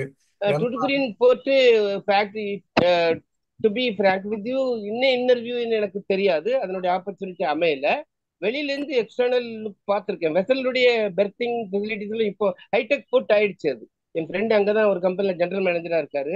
அவர் எனக்கு சொல்லுவார், எனக்கு நரேட் பண்ணுவார். என்னுடைய சேம் டைம் ஆளு நல்ல ஹைடெக்கா வந்திருக்குமா, அது ரொம்ப நல்லா இருக்கு, நிறைய வாப்ஸ் வந்திருக்கு, நிறைய ஹைடெக் வெசல்ஸ் ஒர்க் பண்ற மாதிரி சிஏ வந்து டிஜிஐன்னு சொல்லக்கூடிய ட்ரெட்ஜிங் கார்பரேஷன் ஆஃப் இந்தியா, அவங்க வந்து ஆழப்படுத்திக்கிட்டே இருப்பாங்க. அவங்களுக்கெல்லாம் நான் பங்கர் கொடுத்துருக்கேன். அது குட்டி வெசல் மாதிரி இருக்கும். அவங்களுக்கு நான் எல்லாருக்கும் பங்கர் கொடுத்துருக்கேன். ஒரு ஒரு ஒமேனுடைய ஒரு ஒரு ஷேக்குக்கு வந்து தங்கத்தினால பிளேட்டு போட்ட அவருடைய சொந்த ஷிப்பு, அவர் ஒரு உலக பயணி, அவருக்கு ஒரு வாட்டி பங்கர் கொடுத்தேன். ஒரு highly police escort and cordoned area அவருடைய போர்ட்லயே பண்ணியிருந்தாங்க. தங்கத்திலேயே எக்ஸ்டர்னல், வெளியில உள்ள பிளேட்டு பூரா தங்கத்துல விடு, அவருடைய ஓன் ஷிப்பு. அதெல்லாம் எனக்கு அந்த ரேர் எல்லாம் கிடைச்சிருக்கு. அதெல்லாம் சும்மா சாதாரணமான விஷயம் கிடையாது. நான் போய் பங்கர் கொடுத்தேன், பெர்மிஷனே கிடையாது, டேக் எல்லாம் கொடுப்பாங்க. அது மாதிரி நிறைய நன்றி சார். தனிப்பட்ட அனுபவங்கள் நிறைய இருக்கு. ஜூனியர் விகடன்ல அதை நன்றி. பத்தி தூத்துக்குடி துறைமுகத்தை பத்தி எல்லாம் ஒரு கட்டுரை, ஒரு கதை ஒண்ணு வந்திருக்கு. அதுல வந்து அதனுடைய இருண்ட பக்கங்கள், அங்க எப்படி சில பாம்பேக்காரவங்க எல்லாம் வந்து என்ன மாதிரி பண்றாங்க, அந்த கள்ளக்கடத்தல் நடத்துறது, இந்த மாதிரி விஷயங்கள்லாம் அதுல ரொம்ப அது இதா என்னுடைய சொல்லியிருப்பாங்க. இந்த கால அபகாரக்காகமா நான் அதை முடிக்கல. ஏன்னா அதுலயும் எந்த ஆக்டிவிட்டியும் நான் இருக்கும்போதே நடந்திருக்கு. அது இந்த அந்த விஹெச்வி அப்படின்னு சொல்லக்கூடிய இந்த கேசட், வீடியோ கேசட் சமாச்சாரங்கள்லாம் அந்த நேரத்துல வெறும் புழக்கத்துல இருந்த நேரங்கள். அதுல ரொம்ப ஒரு ஷிப் லோட்லயே வரும், கள்ளத்தனமா வந்து நைட்ல வந்து கார்ல எடுத்துட்டு போவாங்க, அது கேட்ல பிடிப்பாங்க. அதுல சாட்சி சொல்றதுக்காக வேண்டி ஒரு வாட்டி நான் மாட்டி ரொம்ப படாத பாடெல்லாம் பட்டிருக்கேன். அது வந்து நான் கேட்டுக்கு டீ குடிக்க வந்தோடனே நம்மளை மடக்கிட்டான் போலீஸ் கஸ்டம்ஸ். நீ எனக்கு இதெல்லாம் பொருள், ஒரு 4 பேரை உட்கார வச்சுக்கிட்டு எல்லாத்தையும் நாங்கள் சீஸ் பண்ணியிருக்கோம், டேபிள் முழுசும் அந்த வீடியோ ரெக்கார்டு, அந்த காலத்துல உள்ள விஹெச்பி பிளேயர்ஸும் அது இதுவும் கேசட்ஸுமா கிடக்குது, சீஸ் பண்ணி வச்சிருந்தான். நானும் இன்னொரு கம்பெனி சர்வேரும் மாட்டிக்கிட்டோம். எங்களுடைய பாஸ் அன்னைக்கு காலையில எக்ஸ்பயர் ஆச்சு, அது ஒரு காரணமா வச்சு மடக்கிட்டான். நாங்க கொடுக்குற அதெல்லாம் டாக்குமெண்ட்ல அதையெல்லாம் நீ நீங்க கையெழுத்து அந்த போடணும். உங்க கட்டுரையில் அதையெல்லாம் கொண்டு வரலாம் பாஸ், இன்னும் விறுவிறுப்பு. ரொம்ப கரெக்ட். நன்றி. உண்மையான வார்த்தை. ரொம்ப நன்றி சார், அஹ், ரொம்ப நன்றி. நன்றி ஆமா. பாரதி, நன்றி சந்திரசேகர். இப்போ இவங்க மதுவதி சார், அதுக்கு அடுத்தது கமலா முரளிக்கு ஹேண்ட் ரைஸ் பண்ணியிருந்தாங்க. மதுவதி சார், உங்களுடைய கருத்து சொல்லுங்க. வணக்கம். கேள்விக்காரன் சந்திரசேகரன் வந்து சொல்லுங்க சொல்லுங்க. அருமையான உரை. ரொம்ப மனசுலேருந்து நீங்க எடுத்த வரிசையா எல்லாம் அந்த கப்பல் ஆரம்பிச்சு உள்ள போய் அதுல இருக்கிற கஷ்டங்கள் எல்லாத்தையும் சொன்னீங்க. நான் வந்து நீங்க வந்து அரபிக்கடல்ல இருந்து இந்த பக்கம் வங்கக்கடலும் வந்து அந்த அனுபவமும் சொல்லுவீங்கன்னு நினைச்சேன். நேரம் முடியல காரணமாக நீங்க அதை முடியல. சொல்ல முடியல. உண்மை கொஞ்சம் அந்த உண்மை. நரசையா வந்து நமக்கு ஒரு முன்னோடி கரெக்ட். நர்ஸே கடலோடின்னு எழுதியிருக்காங்க. ஒரு அருமையான வாசகர் வட்டத்துல வெளியிடது. அதை நான் சொல்லணும்னு நினைச்சேன். நர்ஸையா எழுதியிருக்காங்க, பதிவு பண்ணியிருக்காங்க. நரசையா வந்து முன்னோடி, அவர் வந்து உங்களுக்கு ஒரு முன்னோடி இருக்காரு இங்க. ஆமா, இருக்காரு இருக்காரு. இது அந்த அதனால இடத்துல நீங்க இருக்காரு. அந்த அனுபவங்களை கதைகளா எழுதணும் கூட கூட இல்லை. இந்த மாதிரி அனுபவங்களை வந்து ஒரு பிளாக் மாதிரியோ ஒரு கட்டுரை மாதிரியோ குட்டி குட்டி செய்யலாம் மகேந்திர செய்யலாம். பாரதி சொன்ன மாதிரி குட்டி உண்மை. குட்டி அனுபவங்கள் சொன்னா கூட, இப்ப நீங்க சொன்னீங்க இல்லையா தங்கத்துல தகடு பண்ணி ஆமா அது அந்த ஆமா அனுபவம், அதெல்லாம் வித்தியாசமான அனுபவம். ஆமா, கப்பல்ல உண்மைதான். இரும்பு தான் கேள்விப்பட்டிருக்கோம், தங்கத்துல கப்பல் அந்த பண்ணிருக்கோம். ஆளு அவருடைய சொந்த ப்ராப்பர்ட்டி அது, அது பண்ணியிருந்தாரு. ரொம்ப எல்லாரும் சொன்னாங்க, எனக்கெல்லாம் 100 போலீஸ் செக்கிங் அதுல. நான் ரொம்ப இந்த வேலைக்கு வித்தியாசமான போறேன். அனுபவம். ஆமா, வாழ்த்துக்கள், வித்தியாசமான. கரெக்ட். வாழ்த்துக்கள், வாழ்த்துக்கள். ஆமா, தேங்க்யூ சார். நன்றி மதுவந்தி. இவங்க கமலா முரளி ஏதோ கேள்வி கேட்கணும்னு ரைஸ் பண்ணியிருந்தாங்க. கேளுங்க சார். வணக்கம் சார். சார், மிக அற்புதமாக இருந்தது உங்க அனுபவங்கள். நீங்க இன்னும் நிறைய so much there in your ஸ்டாக்ங்கிறது தெரியுது, இந்த தங்கம் அப்புறம் கடத்தல் அந்த மாதிரி விஷயங்கள்லாம். ஆமா, இருக்கு. என்னுடைய கேள்வி வந்து ஒரு இன்னும் கொஞ்சம் simple aspect, but very essential aspect in everyday life. அதாவது ஆரம்ப காலத்துல நமக்கு வந்து இங்கிலீஷ், தமிழ்நாட்டுக்காரங்களுக்கு இங்கிலீஷ் தெரிஞ்சிருக்கிறது, அதனால அவங்களுக்கு அந்த ஸ்கில் செட் வந்து to get the job it was easy. But நீங்க லோக்கல் பீப்புளோட ஒர்க் பண்ணும்போது, இப்ப வெளிநாட்டுக்காரங்களோட நிறைய நார்வே அவங்க எல்லாம் வராங்க, அவங்களுக்கு சில சமயம் இங்கிலீஷ் கூட தெரியாம இருக்கு, நீங்க கஷ்டப்பட்டிருக்கீங்க, அந்த ஆஸ்பெக்ட் சொன்னீங்க. இப்ப லோக்கல் பீப்புள் ஆல்சோ ஒர்க்டுனோ லேபரர்ஸ், நீங்க ஆரம்ப காலத்துல கஷ்டப்பட்டீங்களா? மராத்தி பேசுவாங்களா? இப்ப நீங்க நிறைய வேர்ட்ஸ் இங்கிலீஷ்ல யூஸ் பண்ணீங்க, பார்ஜல், launch, whatever it is, anchorage, இதெல்லாம். அப்போ அதெல்லாம் வந்து ஹிந்தியில சொல்ல வேண்டி இருந்ததா? இப்போ did you have to work with the local laborers where they may not understand correct English? Correct. இது குட் கொஸ்டின். நீங்க ஜென்ரல் கார்கோல நான் ஒர்க் பண்ணும்போது when I was working inside the docks on the vessel side, டேலியில எடுக்கும்போது மராட்டி ஒர்க்கர்ஸோட தான் work பண்ணி ஆகணும். அவங்க வந்து ரொம்ப உழைப்புக்கு உதாரணமானவங்க. அந்த மராட்டி லாங்குவேஜ் வந்து ரொம்ப அற்புதமாக இருக்கும். அவங்களுடைய புழக்கத்துல எனக்கு 1 வேர்டு 1 2 வேர்டை தான் வந்து நான் யூஸ் பண்ண முடியும். என்னுடைய அந்த மராட்டி புழக்கம் எனக்கு ஃப்ளூவெண்டா வரல. ஏன்னா ஹிந்தி மும்பைல அதிகமா ஓடும். மும்பையை பொறுத்த மட்டுக்கும் ஹிந்தியிலே நீங்க மேனேஜ் பண்ணிடலாம். ஆனா நீங்க மகாராஷ்டிராவுடைய மற்ற ஊர்களுக்கு போனீங்கன்னா அங்க வந்து மராட்டி கம்பல்சரி. புனேலயோ நாசிக்லயோ போனா நீங்க ஹிந்தியில பேசினா பதில் சொல்ல மாட்டோம். நிச்சயம் மராட்டியில பேசி ஆகணும். மும்பைல அந்த சங்கடம் கிடையாது. ஆனா அந்த ஒர்க்கர்ஸ் இருக்காங்களே, அந்த கேங் பாலாஸ்ன்னு நாங்க சொல்லுவோம், ரொம்ப திடகாத்திரமானவங்க. அவனுடைய சப்பாத்தி 5 சப்பாத்தியே ஒரு கர்ச்சீஃப்ல தான் சுத்திக்கிட்டு வருவான். டெய்லி நம்ம இந்த உளுந்து கடலை இந்த மாதிரி விஷயம் தான் தொட்டுக்கு வச்சிருப்போம். எல்லாரும் ஒவ்வொருத்தரும் ஒரு பெரிய பெரிய அளவுல ஒரு யானைடி சப்பாத்தி பெரிய சைஸா இருக்கும். ஒரு 5 சப்பாத்தி சாப்பிடுவான். அந்த அந்த சுண்டல் கிண்டல் தான் அவனுக்கு தொட்டுக்க, வேற எதுவும் சாப்பிட மாட்டான். அற்புதமா ஒர்க் பண்ணுவானுங்க. அது அது ஷிப் சைட்ல நம்ம ஒர்க்கும் போது அந்த பாஷையெல்லாம் கூட ரொம்ப இன்ட்ரெஸ்டிங்கா இருக்கும். ஆரியான்னா தூக்கு, அபேஸ்னா இறக்கு, ரொம்ப ஜாலியா இருக்கும் இந்த வார்த்தையெல்லாம். அந்த கிரேன் அப் அண்ட் டவுன் சொல்றதுக்கு என்ன, அந்த இடத்துல அந்த ஜாலியில வந்து அந்த கார்க்கு இருக்கும்போது 2 நிமிஷத்துக்குள்ள அதை தூக்கி எரிஞ்சிருவான் வெளியே. அற்புதமான அந்த கேங் வாலரோட எல்லாம் நாங்கள் இன்ட்ராக்ட் பண்ணியிருக்கோம். கண்டெய்னர் டீஸ்டப்பிங்லயும் அவங்களோட இருந்திருக்கோம். அற்புதமான உடல் இழப்பு. 50 கிலோ மூட்டையெல்லாம் வந்து முதுகுல தூக்கி போட்டு டப்புன்னு எரிஞ்சிருவான். ரொம்ப உடல் ஆரோக்கியம் உள்ள ஊழியர்கள் அவங்கெல்லாம். அந்த மராட்டிய ஒர்க்கர்ஸ், டாக் ஒர்க்கர்ஸ் அவங்கெல்லாம். அவங்களுக்கு பெர்மனன்ட் சம்பளம் உண்டு, பிடித்தமெல்லாம் உண்டு. பீஸ் ரேட்டுன்னு சொல்லக்கூடிய கார்கோ வெயிட், ஸ்டீல் கார்கோ இறங்கிச்சுன்னா பீஸ் ரேட் எக்ஸ்ட்ரா காணும் உண்டு. அவங்களுக்கு ரூபா மட்டும் என்ன தெரியாது, இந்த மாதிரி ஆள் போயாச்சுன்னா சம்பளத்தை வாங்கிட்டு இதை எண்ணி கொடு அப்படி சொல்லுமா, அதுவும் உண்டு. பட் ரொம்ப நல்ல மனிதர்கள். மராட்டியர்களை மாதிரி தாராள குணம் உள்ளவர்களை நாம் காண்பது வந்து நான் உங்களோட இன்ட்ராக்ட் பண்ணதுனால சொல்றேன். பார்சிகளோ மராட்டிகளோ மும்பைக்கரே தாராளமானவன் தான். அவன் முசல்மானோ கிறிஸ்தவனோ, எங்களுக்கெல்லாம் மதமே கிடையாது. நான் பசி நேரத்துல மதம் ஜாதி எல்லாம் பார்த்துருந்தேன்னா நான் ஆங்கரேஜ் எல்லாம் பட்டி தான் கிடந்திருக்கணும். என்னை தூக்கி அங்க காந்தி இருக்காரு, நான் ரொம்ப மனசார நினைப்பேன். காந்தி வந்து இஸ் லிவிங் ஆன் லிவிங் இந்த மாதிரி ஸ்ட்ரீம்ஸ்லயும் வெசல்ஸ்லயும் இன்டர்நேஷனல் இதுலயும் அவங்க இருக்காங்க. ஏன்னா ஒன்னு பசி இருந்து உன்னோட அன்பா இருந்து உன்னை வந்து உணவு கொடுக்குறான். ராத்திரி 2 மணிக்கு எங்களுக்கு வந்து உணவு கொடுக்குறவங்களாம் இருக்கான். இல்ல எங்களை தூக்கி கடலை ஆழ்த்த முடியும். நாங்க பார்ஜில் லிஃப்ட் அந்த பேஸ்கெட்னு சொல்லக்கூடியல அவன் நினைச்சானா கடல்ல தள்ள முடியும். அதெல்லாம் கிடையாது. அங்கு ஒன்னே ஒண்ணு, நீங்க கடலை பொறுத்த மட்டும் ஒன்னே ஒண்ணு நிலைநிறுத்தப்படுவது என்னவென்றால் அங்கு மனிதம் மனிதம் மனிதம். அங்க காந்தி இருக்கார், ரொம்ப சந்தோஷமா இருக்கு. நல்ல ஒரு பதில் சொன்னீங்க. அதாவது எங்கெல்லாம் பசியும் மனிதத்தன்மையும் இருக்குதோ அங்கெல்லாம் காந்தி இருக்காருன்னு சொன்னீங்களே, உண்மையான வார்த்தை. அது ரொம்ப அருமையான ஒரு நெஞ்சிலிருந்து வந்த எங்களுக்கு வார்த்தை, நாங்க மகிழ்ச்சியான காந்தியில வார்த்தை, இருக்கிறவங்க சொல்லணுமே. ரொம்ப அருமையான வார்த்தை இது காட்டுல இருக்காரு சார். இப்ப ஸ்ரீனிவாசன் சார், நீங்க உங்களுடைய இந்த கருத்தை பத்தி சொல்லுங்க, இன்றைய பேச்சை பத்தி ஒரு ஒரு வார்த்தை, ஏதாவது கேள்வி இருந்தாலும் கேட்கலாம். வணக்கம் கேள்வி சார். ஒரு நாள் சொல்லுங்க. என்னிடம் ஒரு நாள் தொலைபேசியில் தாங்கள் ஒரு 10 நிமிடம் பேசிய பொழுது இதை பற்றி சிறு சிறு குறிப்பாக நிறைய சொன்னீர்கள். அப்பொழுதே எனக்கு மிகவும் ஆர்வமா இருந்தது, இதை பற்றி முழுதும் கேட்க வேண்டும் என்று. நான் முன்பு சொன்னது போல இப்போ சொல்கிறேன். சிறு சிறு ஒரு எபிசோடாக முதலில் எழுதி எப்படியாவது ஒரு புத்தகமாக நீங்க கொண்டு வருவீர்கள். கட்டாயம் நீங்க அதை செய்ய வேண்டும். என்னுடைய பெரிய பாக்கியம் என்னன்னா, இசைப்புதியிலோ குவிகன் சார் இந்த குரூப்லயோ இல்லாட்டி அழகிசிங்களுடைய எல்லா குரூப்லயும் பெரிய பெரிய வங்கி அதிகாரிகள், பெரிய பெரிய ஏர்லைன்ஸ் அதிகாரிகள் பத்தியில நானும் இருக்கேன்.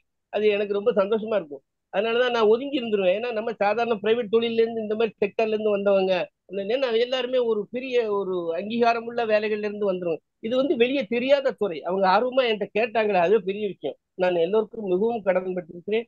ரொம்ப சுழுவாக தமிழில் பேசினீர்கள் இல்லையா, அதுவே ரொம்ப அற்புதமா இருந்தது. இந்த ஒரு லாங்குவேஜ் எழுத்தும் நன்றாக வரும். ஒரு மேடம் சொன்னாங்க, இதெல்லாம் நீ டெக்னிக்கல் டேர்ம்ஸ் நாங்க அவாய்ட் பண்ண முடியாது. தொழில் நான் எழுதும்போது, தமிழ் எழுதும்போது என்னுடைய இசை புதியது மக்களுக்கு, கலை புதியது மக்களுக்கு தெரியும். பட் இதனுடைய ட்ரேடிங் லாங்குவேஜ், இது என்னுடைய ஜர்கன். அங்க அதை நான் பயன்படுத்த தான் வேண்டியிருக்கேன். தயவு செய்து என்னை தவறாக நினைக்க கலை சொற்கள் என்று பின்னாடி அதை போட்டு ஒரு விவரம் வேணா கொடுக்கலாம் தாங்கள். ஆமா, அது வேணா நன்றி ஸ்ரீனிவாசன். ஆமா, நன்றி ஸ்ரீனிவாசன். நன்றி. எஸ்.வி. வேணுகோபாலன் நல்ல ஒரு தொழில் சங்க பின்புலன்ல இருக்காரு, மும்பை பற்றி நன்றாக தெரிந்தவர். அவர் ஒரு தோழர். அவர் ஒரு வார்த்தைகள் இந்த நிகழ்ச்சியை பற்றி கூறலாம். வணக்கம். இந்தியன் பேங்க் டிஜிஎம் உங்களை கொண்டாடி இருக்காரு, சீனிவாசனுடைய ஆரோக்கிய நண்பர். ஆமாமா சந்துரு, நீங்க ரொம்ப ரொம்ப நீங்க சொல்லிட்டு இருக்கும் போது நான் வீட்டுல நாட்டி சொல்லிட்டு இருந்தேன். நான் பிறகு நிறைய சொல்றேன், நான் அதுக்கப்புறம் கேட்டுட்டு இப்ப நிகழ்ச்சி நடந்துட்டு இருக்கு. ரொம்ப அற்புதமான விஷயம் சொல்றாரு. எத்தனை அபாயங்களுக்கு இடையில உத்தரவு. அதான் இதுக்கு நிலையில நீங்க நேர்மையா உங்க பணியை செஞ்சீங்க. ஆமா, அவ கல்லெடுத்து சொல்லிருந்தேன். நான் தொழிற்சங்கத்திலேயே இருந்தேன். தொழிற்சங்கத்திலேயே இருந்து நேர்மையை கடைபிடிக்க வேண்டிய கட்டாயம் எனக்கு. ஒரு தொழிற்சங்கவாதி. வாழ்த்துக்கள். அதாவது நெல்லால் அடிக்கிறார் அடி மம்புதன்னு வரும், சொல்லால் அடிச்சிருக்கிறார் துரோகிகள். அதனாலேயே தாங்கியிருக்கீங்க. உண்மையிலே மனப்பூர்வமான வாழ்த்துகள். பாரதி சொன்னது, முதலே சுந்தரன் சார் சொன்னதுதான். நீங்க ஒரு அருமையான நாவல் களத்தை தீர்மானிச்சு ரொம்ப பிரமாதமா நீங்க எழுதணும். ஆமா, அதுதான் உங்களுக்கு கேள்விக்காரர். நீங்க எப்போ போட்டு கேள்வியா கேட்டுட்டு இருப்பீங்க. இப்போ எங்களை கேள்வி கேட்க வைக்கிற இடத்துக்கு நீங்க வந்து எங்களை தடவை வச்சுட்டீங்க. பெரிய பாக்கியம், பெரிய பாக்கியம். 10 வருட காலம் என்னுடைய பணியும் பண்ணிக்கிட்டு, கஷ்டமான பலியும் பண்ணிக்கிட்டு, தொழிற்சங்க நடவடிக்கையிலும் பண்ணிக்கிட்டு, குடும்பம் இருக்கிறது ஒரு 1.5 மணி நேரம் ட்ரெயின் ஜேர்னி.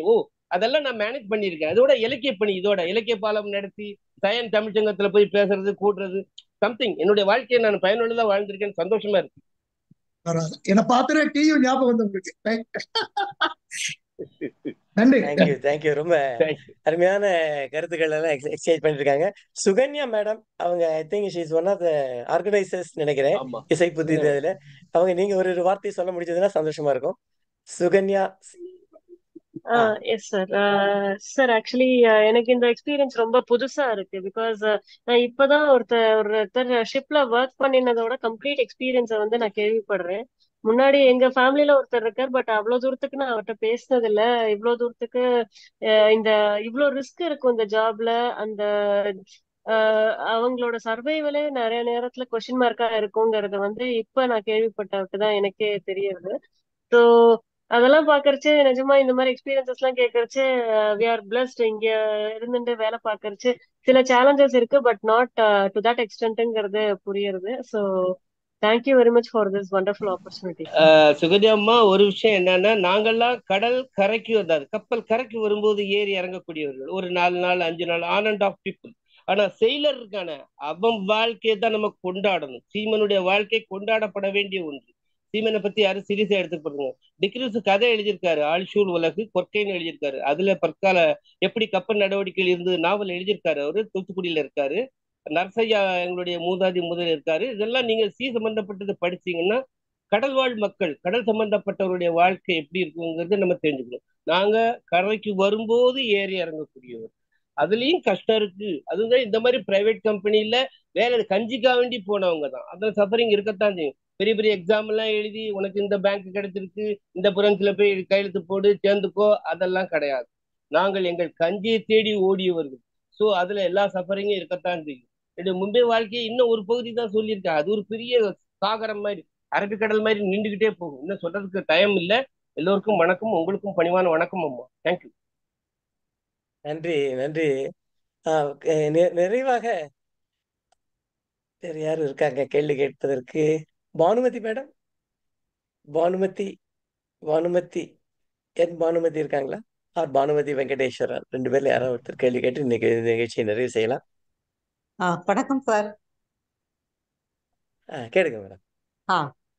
சந்திரசேகரன் சார், ரொம்ப அற்புதமான எக்ஸ்பீரியன்ஸ். இன்ஃபேக்ட் குவிகத்துல என்னுடைய ஒரு கதையில இந்த மாதிரி கடல்ல போகக்கூடிய ஒரு சண்டை காட்சியை பிரதானப்படுத்தி எழுதினேன். அது எஸ்பிவி வேற பேசுறார் ஒரு மீட்டிங்ல.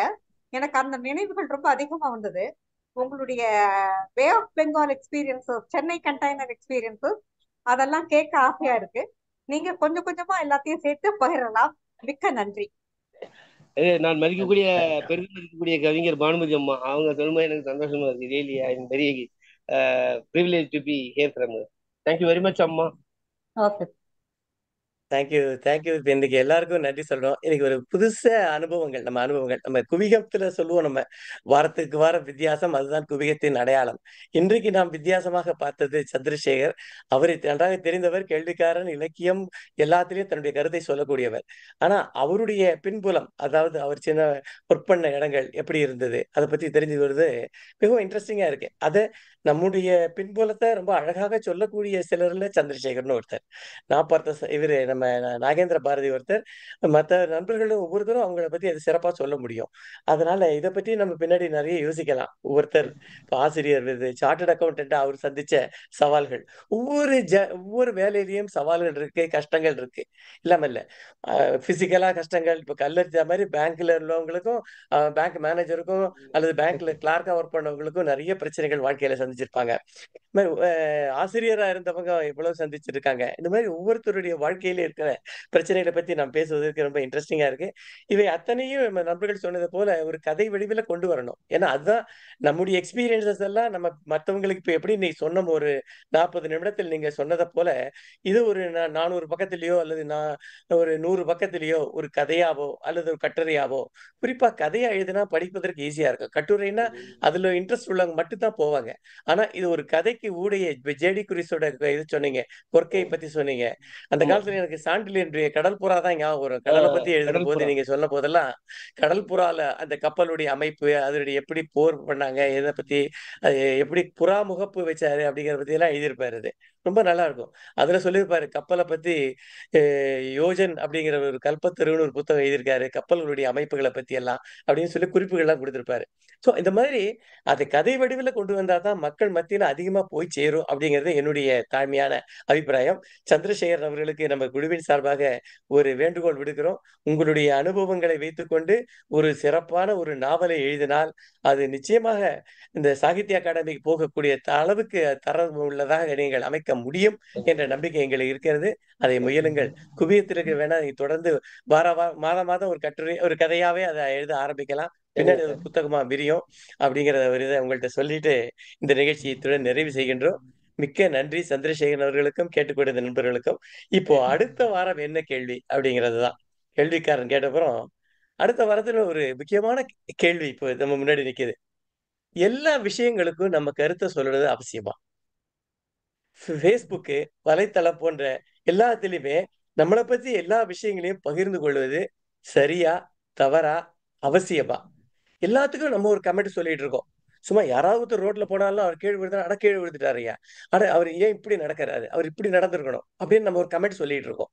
அந்த கமெண்ட் தேவையா அப்படிங்கிறத பத்தி பேசுறதுக்காக சாந்தி பாலசுப்ரமணியம் அவர்கள் வருகிறார்கள். அவர்கள் வந்து வெவ்வேறு துறையில் இருந்திருக்காங்க. அதை பத்தி எல்லாம் பின்னாடி அடுத்த வாரம் படிக்கலாம். இப்போ அவங்களுடைய முக்கியமான கேள்வி, எல்லா விஷயங்களுக்கும் நமது கருத்தை பகிர்வது அவசியமா அப்படிங்கிற ஒரு வித்தியாசமான தலைப்புல அடுத்த வாரம் சாந்தி பாலு அவர்கள் வர இருக்கிறார்கள். இவங்க நம்ம நிறைய பேர் இருக்காங்க, சாந்திங்கிற பேர்ல நிறைய பேர் இருக்காங்க. நாட் சாந்தி ரசவாதி, இவங்க சாந்தி பாலசுப்ரமணியம் சொல்லி நம்ம குவியத்துல அப்பப்போ வருவாங்க, கதையெல்லாம் எழுதியிருக்காங்க. அவங்க அதை பத்தி பேசுவதற்காக வருகிறார்கள். சோ இப்போ நம்ம அடுத்த வாரம் சந்திப்போம். வணக்கம்.